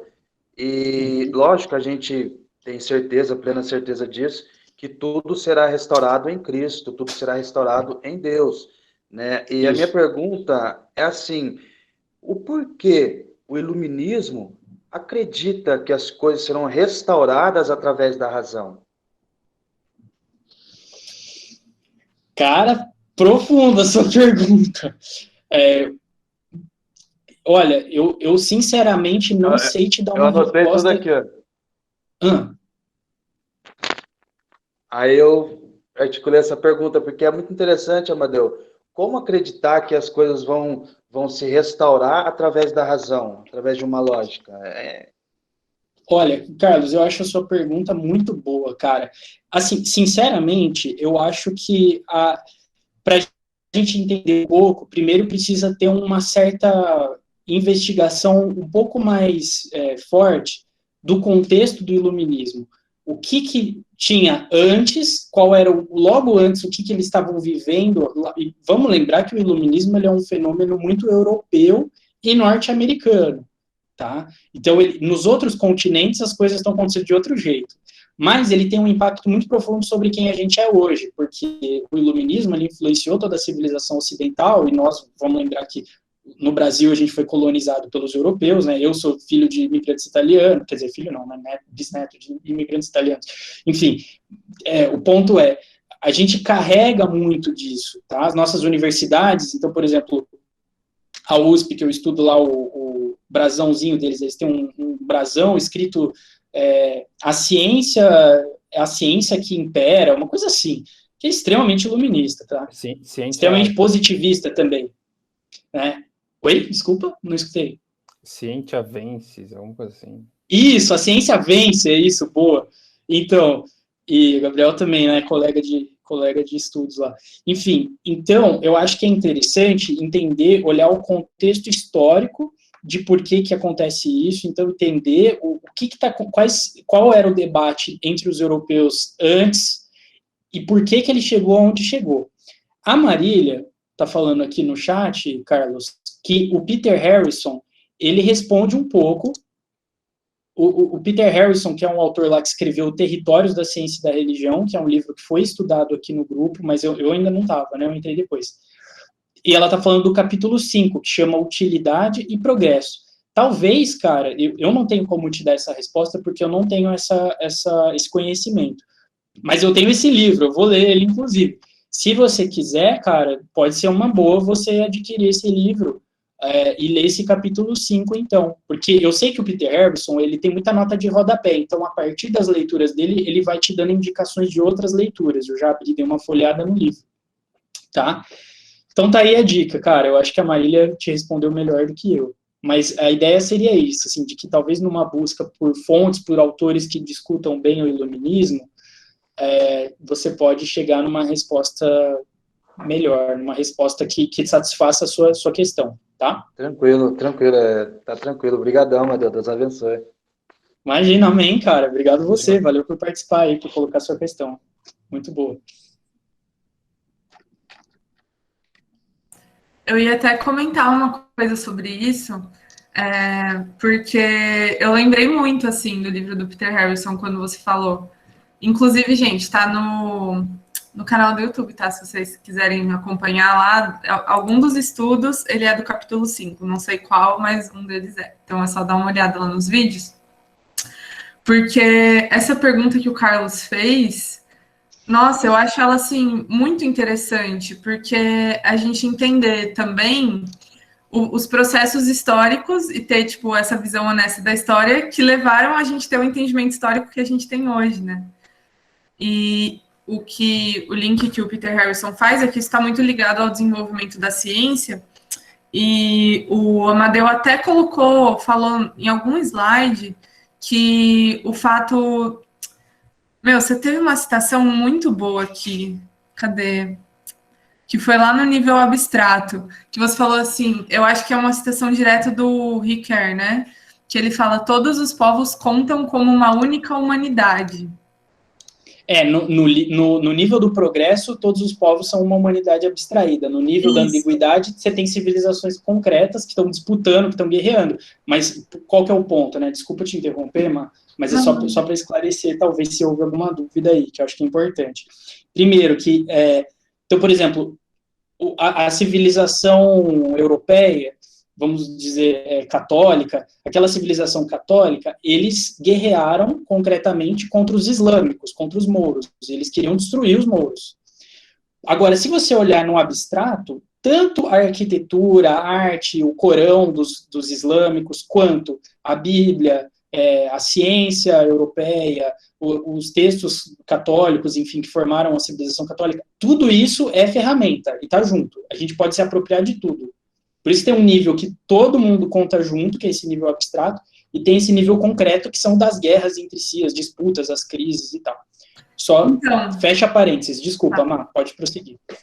É porque o fato do iluminismo tá tão preso nesse nível do progresso, porque pelo que eu entendi é isso, o iluminismo olha para o nível do progresso e fala, é isso que tá, essa é a chave de leitura para a história vai progredir e tudo mais. E isso acontece, isso não é coincidência, porque na época do iluminismo foi justamente a época do desenvolvimento de várias dessas ferramentas e da concretização de várias dessas ferramentas que o Amadeu citou. Não que não houvessem ferramentas antes, mas e o Harrison fala isso de um jeito muito legal. Se vocês quiserem, peguem lá esse capítulo 5, acho que vale muito a pena, porque ele linka isso, e ele fala que não é coincidência que o iluminismo priorizou tanto o progresso humano, e foi a época da invenção da imprensa. E ele coloca, e por isso que eu falei dessa frase, todos os povos contam como uma única humanidade, porque foi justamente nessa época do iluminismo que o conhecimento, e o conhecimento científico entra nisso, começou a ser um conhecimento externo ao ser humano, começou a ser um conhecimento que poderia ser colocado num livro e acumulado, e acumulado, e acumulado. E todo o conhecimento da humanidade estaria nesses lugares. Isso foi possibilitado por causa da imprensa. Ele fala assim, a grande explosão de fontes impressas no século XVI e XVII possibilitou um acúmulo de conhecimento que superou enormemente a capacidade das mentes individuais. Então, se antes você tinha esses homens, geralmente, né? Tinha mulheres também, mas em grande parte homens, que eram conhecedores de tudo, que ele chama de polímatas, que sabiam de tudo, estudavam filosofia natural, teologia, filosofia, sem ser filosofia natural. Agora, você tem o conhecimento se especializando a ponto de uma mente humana não conseguir captar todo esse conhecimento que está sendo produzido. Isso, eu acho que o Harrison coloca, né, levou, acho que a inflação do ego dos iluministas, porque, nossa, olha o tanto de conhecimento que está aqui, esse conhecimento que vai nos levar a essa redenção, olha tudo isso que a humanidade produziu, e eles podiam, de fato, olhar para aquilo agora, porque estava tudo lá, numa prateleira só, e não estava tudo numa mente só, como estava antes, né? Então, acho que essa é uma das respostas, né? Que é porque houve uma mudança em como o conhecimento era entendido na época do iluminismo, né? Só para terminar com uma outra citação do Peter Harrison, ele fala assim, que a utilidade dessa reserva de informações, cada vez maior, estava ligada à melhoria geral do bem-estar humano, entendido fundamentalmente do ponto de vista material. Então, isso levaria ao bem-estar humano, só que no sentido material, não no sentido espiritual, não no sentido das virtudes, não no sentido da relação com Deus. Era o bem-estar no sentido material, era aquilo que estava se desenvolvendo, né? Enfim, falei mais do que eu queria de novo, gente. Não deixa eu ficar falando, porque eu gosto muito desses assuntos e gosto muito do Peter Harrison e achei que teve vários links, assim, com o Riquet. Pode falar, Carlos. Imagina, mano. Quem que levantou a mão? Foi a Andressa ou o Carlos? Ou os dois? Tem um negocinho a abrir. Pode falar, Andressa. Fica à vontade.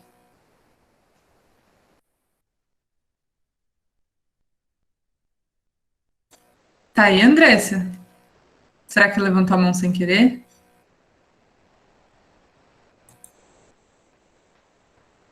Talvez. Ok. Você quer responder então, Carlos? Ou Amadeu? Eu ia falar só pro... Não, eu ia falar pro Carlos que você respondeu, Marília. Eu acho que a Marília te encaminhou aí muito bem a resposta que eu não tinha, e acho que pode ser muito proveitoso mesmo você ir atrás do Peter Harrison, Carlos, se é que você já não tem o livro. Agora, uma outra coisa só que eu queria observar é de que, justamente porque o sistema do Paul Ricoeur, ele é aberto, ou seja, ele parte dessa ideia de que o sistema, ele nunca está fechado, ele nunca resolve tudo, e que até a nossa experiência de seres humanos mesmo, frente à história, é uma experiência aberta.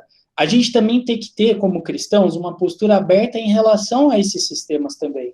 De, por exemplo, olhar os textos do marxismo, olhar os textos da psicanálise, olhar os textos dos liberais, dos conservadores, e assim, não precisar, inclusive dos iluministas mesmo, porque no fundo o que ele está falando é que tem um progresso sim, que é esse progresso das ferramentas. Ele está falando, tem sim algum progresso que está chegando.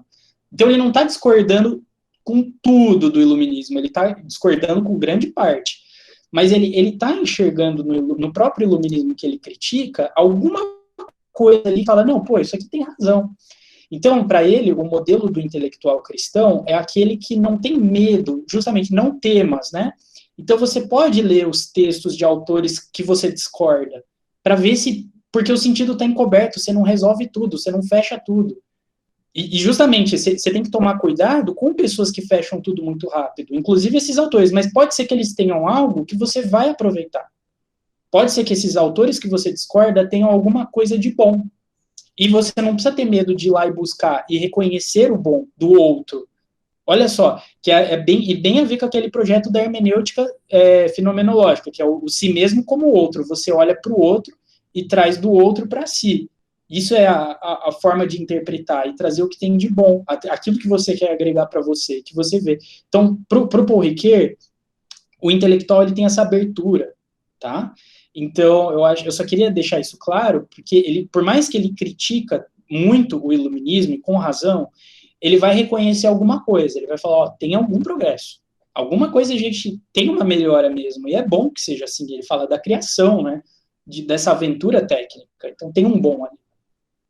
Beleza? Eu só queria enfatizar muito essa questão da abertura, porque a abertura não é só para o sentido da história, mas é uma abertura também para os outros intelectuais, para as outras correntes teóricas, inclusive os caras que são muito fanáticos. Você pode, às vezes, dialogar e pode... Opa, peraí, eu não sou assim, mas vamos dialogar, vamos conversar. Que é o que aquela pessoa não sabe fazer, né? Geralmente, quem é fanático não quer dialogar. Mas é sempre essa postura de estar aberto a ouvir o outro, de estar aberto a ver, às vezes, que o outro pode ter alguma coisa de bom ali no meio daquele sistema fechado dele que você discorda, tá? Assim, Amadeus, sempre tem algo de bom para ser extraído, né, irmão? Exatamente. É isso. Paul Ricoeur fala muito disso. Exatamente.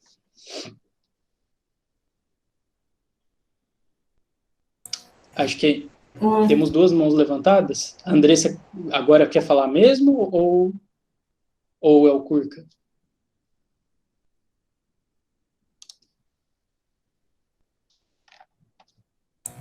Acho que foi sem querer de novo. Tá. Então pode falar, Curca. Manda ver, cara. Beleza.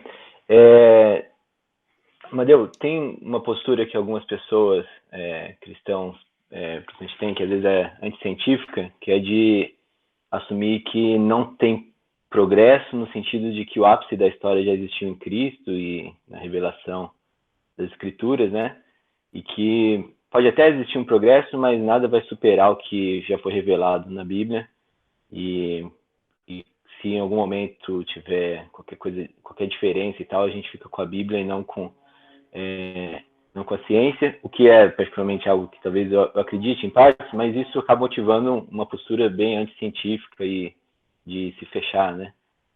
Que até é uma coisa que acho que a BC2 está tentando reler e rediscutir essa postura, né? Mas qual que você acha que seria a resposta assim, do autor a esse tipo de postura que se fecha para descobertas modernas e tal, com essa premissa de que não existe progresso, no sentido de que o ápice da revelação já foi dado e tudo que a gente precisa saber já está posto, então que a ciência está sempre limitada e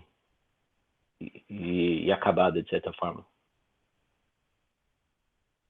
Ótima questão, cara. Eu vou ver se eu consigo te responder. Talvez a minha resposta não seja exatamente satisfatória para a sua curiosidade, e aí, se não for, você me fala, a gente tenta puxar um pouco mais.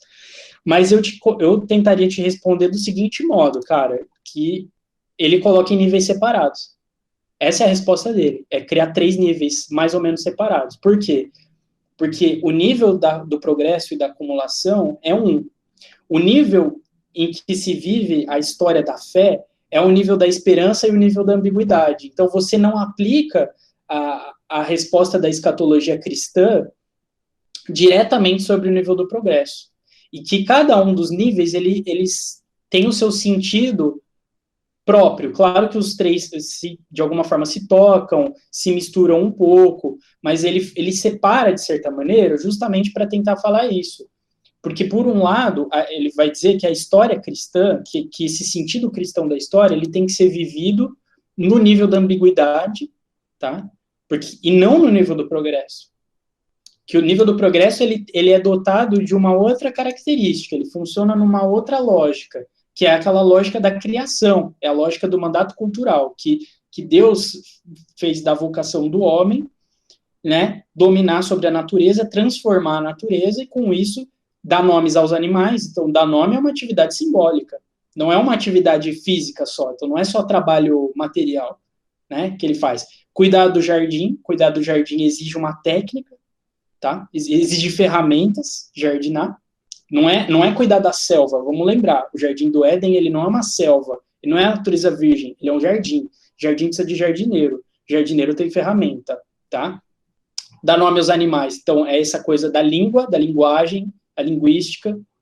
Então, você faz parte da própria vocação do homem, a atividade simbólica, a transformação da natureza. Então, parece que nesse primeiro sentido do progresso, ele está colocando algo que é mais desse sentido mais da criação, do mandato cultural na criação.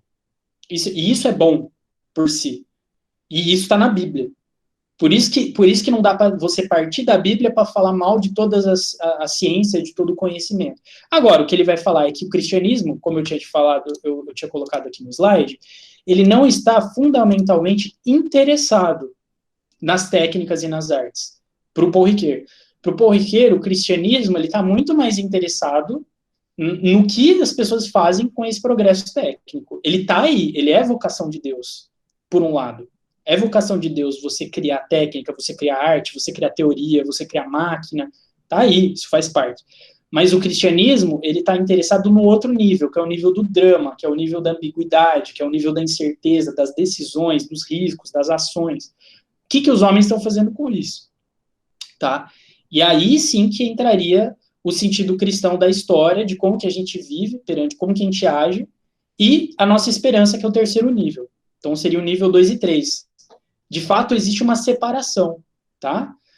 Então, eu te responderia isso, que para o autor, para o Ricoeur, então, a resposta dele é separar os níveis. E, tipo, dizer, ó, tem os três. Você não pode, tipo, dizer que não tem um. Existe sim um progresso, ele é bom, ele tem que ter, faz parte de quem a gente é, mas ele não vai resolver tudo. Mas isso quer dizer também, por sinal, de que o segundo e o terceiro níveis não vão resolver tudo também, porque tem, de fato, esse nível do progresso. Ele está ali também, e Deus vai dar sentido para os três. Tá? Espero que tenha ajudado um pouco, ou você quer continuar, mano? Não sei se foi exatamente o que você estava... Não, vou continuar. Acho que levanta essas questões, né? Eu acho que essa questão do... Eu não vou fazer as questões, só vou ficar pensando nelas, mas que essa questão do... de separar, acho que é uma boa resposta, resolve mesmo, mas para mim levanta a dúvida, né? O que acontece quando a gente separa esse progresso do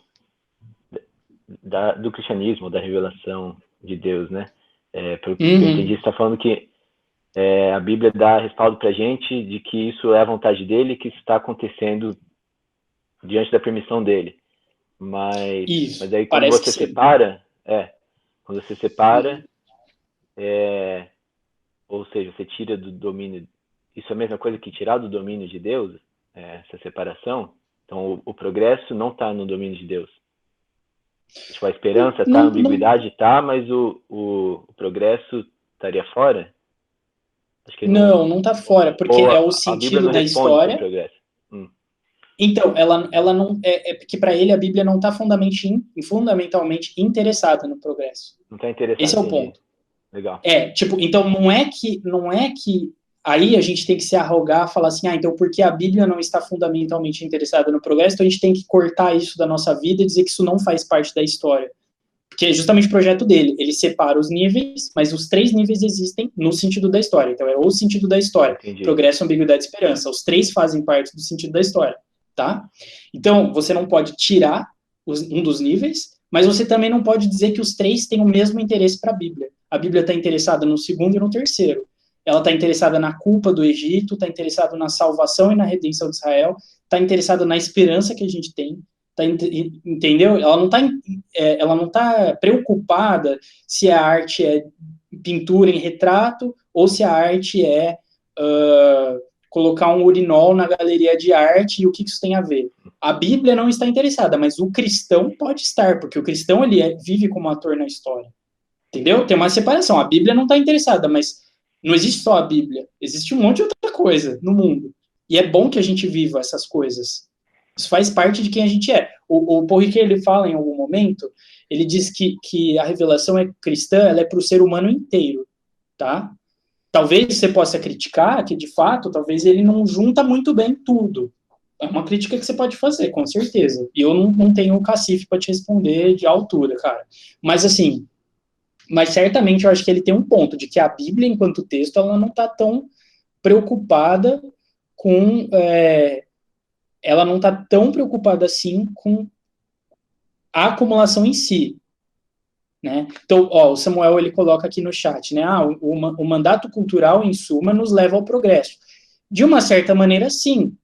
Porque o mandato cultural leva a gente a fabricar essa acumulação de ferramentas que progride, que melhora. Mas é só isso. Agora, o mandato cultural não consegue resolver os nossos problemas do drama da nossa vida. Então, o Paul Ricoeur, ele também fala que não adianta a gente querer fazer elogios do progresso, e falar, nossa, é maravilhoso o progresso das ferramentas. Ele fala, cara, isso resolve uma coisa, mas não resolve duas outras coisas. E a gente tem que olhar para tudo. Mas, ao mesmo tempo, são coisas separadas. Parece que é um jeito equilibrado de olhar. Faz sentido? Não sei se confunde mais. Faz sentido, não. Legal, valeu. Obrigado. Imagina. Valeu pela pergunta, Curca, sempre bom. Ótimas contribuições. Então, é isso, esse progresso, ele também não é demais, entendeu? Ele não vai salvar ninguém. Esse é o ponto. Progresso não salva ninguém. Ele cumpre uma parte do nosso chamado, que é esse mandato cultural, de transformar a natureza, de criar coisas, de fazer arte, de fazer ciência, de pensar a vida, enfim, de criar soluções. Isso faz parte da boa criação de Deus, do que Deus mandou a gente fazer, mas ele não resolve a nossa salvação, que a nossa salvação está em viver o drama da história com essa esperança que Cristo vai dar o sentido.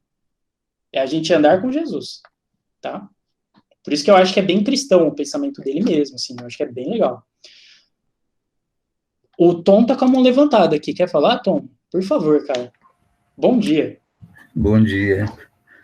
Eu fiquei ainda muito ligado na pergunta do Carlos e fiquei pensando numa questão sobre o iluminismo, que me parece, pelo menos em parte, né, eu quero trazer isso para a consideração de vocês, que a motivação foi muito mais antagônica àquilo que já existia, né, a religiosidade da época, e parece que ao verem o progresso material acontecendo, eles ficaram muito encantados com aquilo e transformaram essa mesma ideia na possibilidade de um mundo maravilhoso, que seria conquistado pelo progresso, e inseriram nisso muito mais do que as ferramentas materiais. Então, eu tenho a impressão que um dos elementos motivadores do iluminismo foi esse, uma contraposição ao que existia na época, né? Quase uma rebeldia diante da religiosidade da época, que era muito mais condenatória do que salvífica. Então, eu tenho a impressão que esse elemento também está aí inserido na razão, né, do iluminismo. Com certeza, Tom, ótimo comentário. Isso me fez lembrar uma coisa, é porque eu não domino, eu não sou das ciências naturais, então não é a minha área mesmo, eu acho que o pessoal aí que é da física e tal pode explicar muito melhor. Mas, por exemplo, quando você está numa situação em que você acabou de ver que um homem, que no caso é o Newton, um homem com uma equação, com uma lei matemática, ele descreveu 3 eventos que nunca tinham sido conectados, que é o caso da queda dos corpos pesados, né? Por que as coisas caem? Porque elas têm peso. O movimento da órbita dos corpos celestes e o movimento dos mares, das marés. Ele explicou isso com uma fórmula. Quando você está vivendo naquele momento e você olha e fala, nossa, o cara com uma equação, ele resolveu por meio da razão, ele deu solução a um monte de problemas grandes que ninguém nunca solucionou, né? Como que caem os corpos pesados, como que as marés se movimentam, como que os planetas orbitam, né, os corpos celestes orbitam, realmente, assim, é um impacto cultural muito forte, porque você fica assim, nossa, então eu acho que todo mundo vai poder usar uma fórmula para resolver um monte de coisa. É assim que a gente vai dar conta de tudo. Então, de fato, eu acho que tem essa força do iluminismo, que é olhar mesmo os físicos, os matemáticos resolvendo grandes questões e pensar que, poxa, talvez na história também tenha uma forma de fazer isso. Não é à toa que é nesse momento que surge Hegel, né? Que tem lá a filosofia da história dele, que tudo é meio que encaixadinho de uma maneira, né? E o Marx também, depois, ele herda essa tradição, ele vai, através daquele motor da história, que é a luta de classes, ele está criando um sistema que resolve, que fecha as coisas, né? Sempre tem ideologia, sempre tem luta de classes, sempre tem contradição, quer dizer, todos os momentos históricos para ele consegue explicar daquele jeito. Então, essa ânsia, porque o Newton, de fato, conseguiu explicar muita coisa através da física. E não se tinha ainda essa noção de que as ciências humanas e as ciências naturais funcionam de jeitos diferentes. Por quê? Né? Então, eu acho que olhar naquela época mesmo o que estava acontecendo realmente é a maneira melhor de entender por que se chegou naquele ponto, a civilização.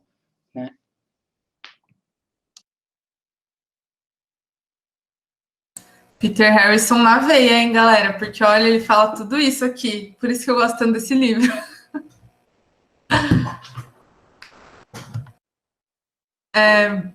Precisa muito ler, Amadeu, pelo amor de Deus. Todos precisam, gente. Vamos fazer um estudo anual do livro Territórios da Ciência e da Religião, entendeu? A gente pode pegar o capítulo 5, mano, se você quiser, num dos estudos avulsos. Nossa, seria massa. Se muita gente aqui do... Estudos em aberto, inclusive. Se bastante gente está interessado aqui, e eu também tô, a gente pode ler esse capítulo 5 e comentar ele num dos estudos, se todo mundo achar legal. Sim. Vamos fazer Vamos ver como eu preciso entender ainda quem está aqui que estava ou não no estudo do Territórios. Porque acho que o grupo renovou muito desde o estudo do Territórios, né? Isso que aconteceu. E eu não me toquei disso, só me toquei agora. Será que é bom perguntar quem já estava? E a gente já conta? Porque se for, assim, só 2, assim, aí, tipo... Quem já estava no estudo do Territórios? Eu sei da Amanda e acho que o Tom também, né? Eu acho que só. Eu acho que é só isso mesmo. Aí a gente pode perguntar, não sei se no WhatsApp talvez seja melhor depois, quem que está interessado nesse estudo do capítulo 5. Eu teria total interesse. Sim, vou anotar para a gente fazer isso. Eu também. Massa. Carlos também não estava, né, Carlos? Você chegou depois. Não, eu cheguei bem depois. Né? Eu cheguei já no andamento do estudo do O Mundo Perdido de Adão e Eva. Ah, sim. Eu peguei alguns pedaços, algum pouquinho ainda, mas eu cheguei bem depois. Entendi. Beleza, anotei aqui pra gente ver isso aqui. Gente, outra coisa que eu queria perguntar, Madi, só porque a gente está no finzinho, eu não queria deixar de falar isso. Eu queria muito que você desenvolvesse um pouquinho essas que a gente conversou um pouquinho no WhatsApp, né? Queria muito que você desenvolvesse um pouquinho esses insights que você foi colocando ao longo do estudo, de como essa chave de leitura aí que ele está propondo, essa chave complexa, mais aberta. Eu tenho certos receios com coisas abertas, assim, mas isso é outra história. Mas como isso pode nos ajudar a ler a nossa realidade hoje? Tipo, que aplicações que você pensa, que insights que você teve, que você foi pincelando ao longo do estudo? Acho que seria legal dar uma desenvolvida. Pandemia. Poxa, legal. Eu acho que eu já tinha falado algumas coisas, talvez então, não sei se vai parecer repetitivo, mas eu vou tentar desenvolver até onde eu consigo. Então, em primeiro lugar, eu acho que, claro, eu também tenho um certo desconforto com essa abertura, vamos dizer assim, exagerada. Eu lembro do Marcelo Cabral, da BC2, né, que ele falava assim, cuidado para não abrir demais a cabeça e o cérebro cair para fora, né? Então, assim, da gente ser tão aberto a tudo e achar tudo tão legal que a gente perde critério e a gente deixa de pensar, né? A gente perde nosso repertório justamente por causa disso. Não é isso que eu estou falando e não é isso que eu acho que o Paul Ricoeur quer, pelo menos nesse texto, tá? Então, porque o texto é distintamente cristão, e o texto está falando de um ponto de vista que ele não abre mão do seu cristianismo em nenhum ponto. Pelo contrário, ele retoma, ele toma posse do seu cristianismo de uma forma muito profunda, para viver o dia de hoje, né? Para viver o drama da existência, vamos dizer assim, né? Então, eu acho que seria legal a gente pensar que essa abertura, a gente poderia pensar numa proposta de um intelectual. O que para ele seria um intelectual cristão? Ou a pessoa cristã de um modo geral, ele não está falando só com a elite, ele está falando com todo cristão, e como o cristão dá sentido para a sua história, para a sua vida. Ele não está falando com algo que é só para estar no mundo acadêmico, ele está falando da vida. Então, essa abertura, eu acho que, em primeiro lugar, ela implica que, para a gente aprender a ser cristão, é aprender a viver nesse mundo que a gente não domina todas as coisas. Porque quem domina é Deus. Eu não sou Deus, eu sou cristão, eu sou uma pessoa. Sendo uma pessoa, eu sou falível. Primeiro, eu posso errar. E segundo, o próprio sentido da história está oculto. Eu não tenho como resolver e fechar. Sendo assim, eu devo eu não posso me apoiar, né, como está escrito lá, acho que é em Provérbios, né, não te apoies na tua sabedoria, não te estribes no teu próprio conhecimento, né, no teu próprio entendimento. Então, eu não posso me arrogar, dizer que eu resolvo as coisas, eu preciso dos outros, eu vivo numa sociedade, tá? Sendo assim, existem outras tradições de pensamento que são diferentes da minha. Então, por exemplo, você pode chegar ali na sua faculdade, então você entra na graduação e você vai ver um monte de professor falando um monte de coisa que parece, num primeiro momento, que é totalmente contrária à sua fé. Por outro lado, ao você entender e você interpretar aquilo que os professores estão falando, aquilo ganha algum sentido e algum valor para você. Aquilo ganha algum significado e aquilo te ajuda a explorar essa aventura da técnica, essa aventura do conhecimento. Então, é para ser algo bom. Olha só, é uma aventura. E nesse sentido, tem riscos, sim. Tem riscos de, às vezes, você perder algo que você acreditava quando você era mais jovem e que era melhor, e você perder isso ser ruim para você, isso tem esse risco. A gente está sempre sujeito a isso, a você abrir, às vezes, demais o diálogo e perder algo que é importante do seu cristianismo, da sua fé, ou da sua forma de pensar a vida. Existe, sim, o risco, porque a história é um risco também. Mas a gente sempre guarda bem firme aquela nossa crença de que Deus é Senhor sobre tudo isso. Inclusive sobre os meus dilemas intelectuais, né? Mas eu acho que, sobretudo, eu queria enfatizar essa abertura para lidar com tradições diferentes, tradições que às vezes me assustam. Então, poxa, às vezes eu tô lá lendo um artigo e eu vejo um autor que fala um negócio completamente que eu acho um absurdo. Mas eu não preciso ter medo. Justamente, ele fala não temas, essa é a palavra bíblica para a história, para viver na história. Porque Deus tem o controle, Deus está no controle. Então, Deus também está no controle daquilo que eu aguento, de como que eu lido com a minha fé. Claro que a gente tem que tomar cuidado, né? Mas eu acho que é, sobretudo, esse perder o medo de dialogar com quem pensa diferente, de perder o medo de olhar tradições muito ricas, como é o caso do marxismo ou da psicanálise, que são tradições que têm muitos anos já, né? Mais de centenas de anos, e que tem muitos recursos e muitas ferramentas para ajudar a gente mesmo a pensar as questões da nossa vida, a pensar as questões da civilização. Então, eu acho que é essa abertura no sentido de estar aberto ao diálogo das tradições. E também nessa medida que eu perco o medo de falar da minha tradição quando eu estou na academia. Se eu parto do pressuposto de que eu estou para dialogar, eu posso falar que eu sou cristão e eu posso colocar, olha, na minha perspectiva, é desse jeito. E aí a gente vai criando debate, porque justamente hoje, né, Mal, um dos grandes problemas é que a gente vive o que o pessoal da BC2 fala muito das bolhas epistêmicas, né, aquelas bolhas em que as pessoas só ficam repetindo o que elas já acreditam. E parece que vai criando um abismo entre as diferentes tradições, entre as diferentes formas de pensar, que é ruim, porque depois as pessoas não conseguem mais se entender e não conseguem achar mais um caminho comum para encontrar um bem comum para todo mundo discutir. Tá? Para todo mundo poder chegar em algum consenso, poder chegar numa melhora, poder agir de um modo diferente. Porque cada um está na sua bolha, cada um fala, não, porque aquele grupo ali está tudo errado, aquele grupo ali é um absurdo. E eu acho que é muito legal a gente pensar nessa perspectiva do intelectual que dialoga, do cristão que dialoga, que não tem medo. Tal como Jesus, né? Jesus, ele estava o tempo todo discutindo com o fariseu, discutindo com os romanos, ele estava andando com as prostitutas, ele estava andando com os marginais, mas ele não perdia quem ele era ali. Ele era sempre Deus. Mas agora a gente precisa lembrar, a gente não é Jesus, a gente não é Deus, tá? Então a gente pode, de fato, perder algo. Então a gente tem que ter cuidado, mas é esse movimento do diálogo. Paulo, ele dialogava com os filósofos, se a gente for ler lá em Atos, ele debatendo com os filósofos epicureus e os estoicos, são duas tradições de pensamento, né? Ele está debatendo com esses caras. Então, eu acho que, de alguma forma, parece que esse sentido de uma missão cristã no mundo, ela é uma missão também de você, como pessoa, como intelectual, se lançar e estar aberto para ouvir. Então, tem muito essa coisa da escuta, você ouvir outras tradições e você não ter medo de se perder por elas, né? Porque elas não vão fazer o sentido da sua história, elas não vão fechar, elas não vão amarrar tudo. E é justamente por isso que eu não tenho medo, não preciso ter medo de debater com o marxista, porque ele não vai fechar o sentido da história, nem eu vou fechar. É só Cristo que vai fechar. Faz sentido?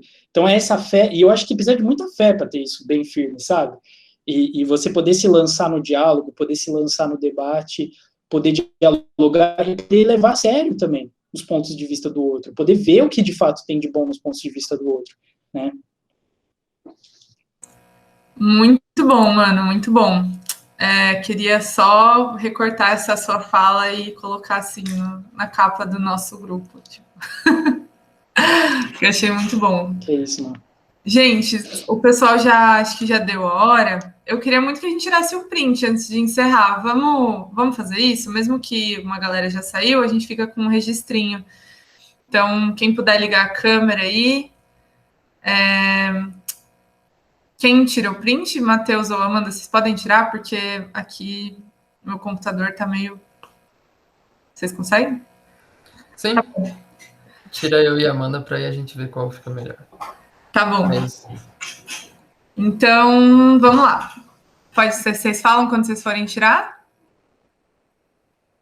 Todo mundo sorrindo, então. Vamos lá, então, gente.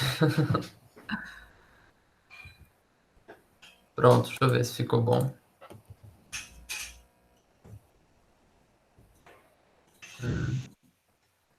Sim.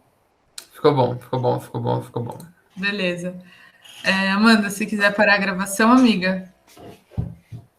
Amade, muito obrigada.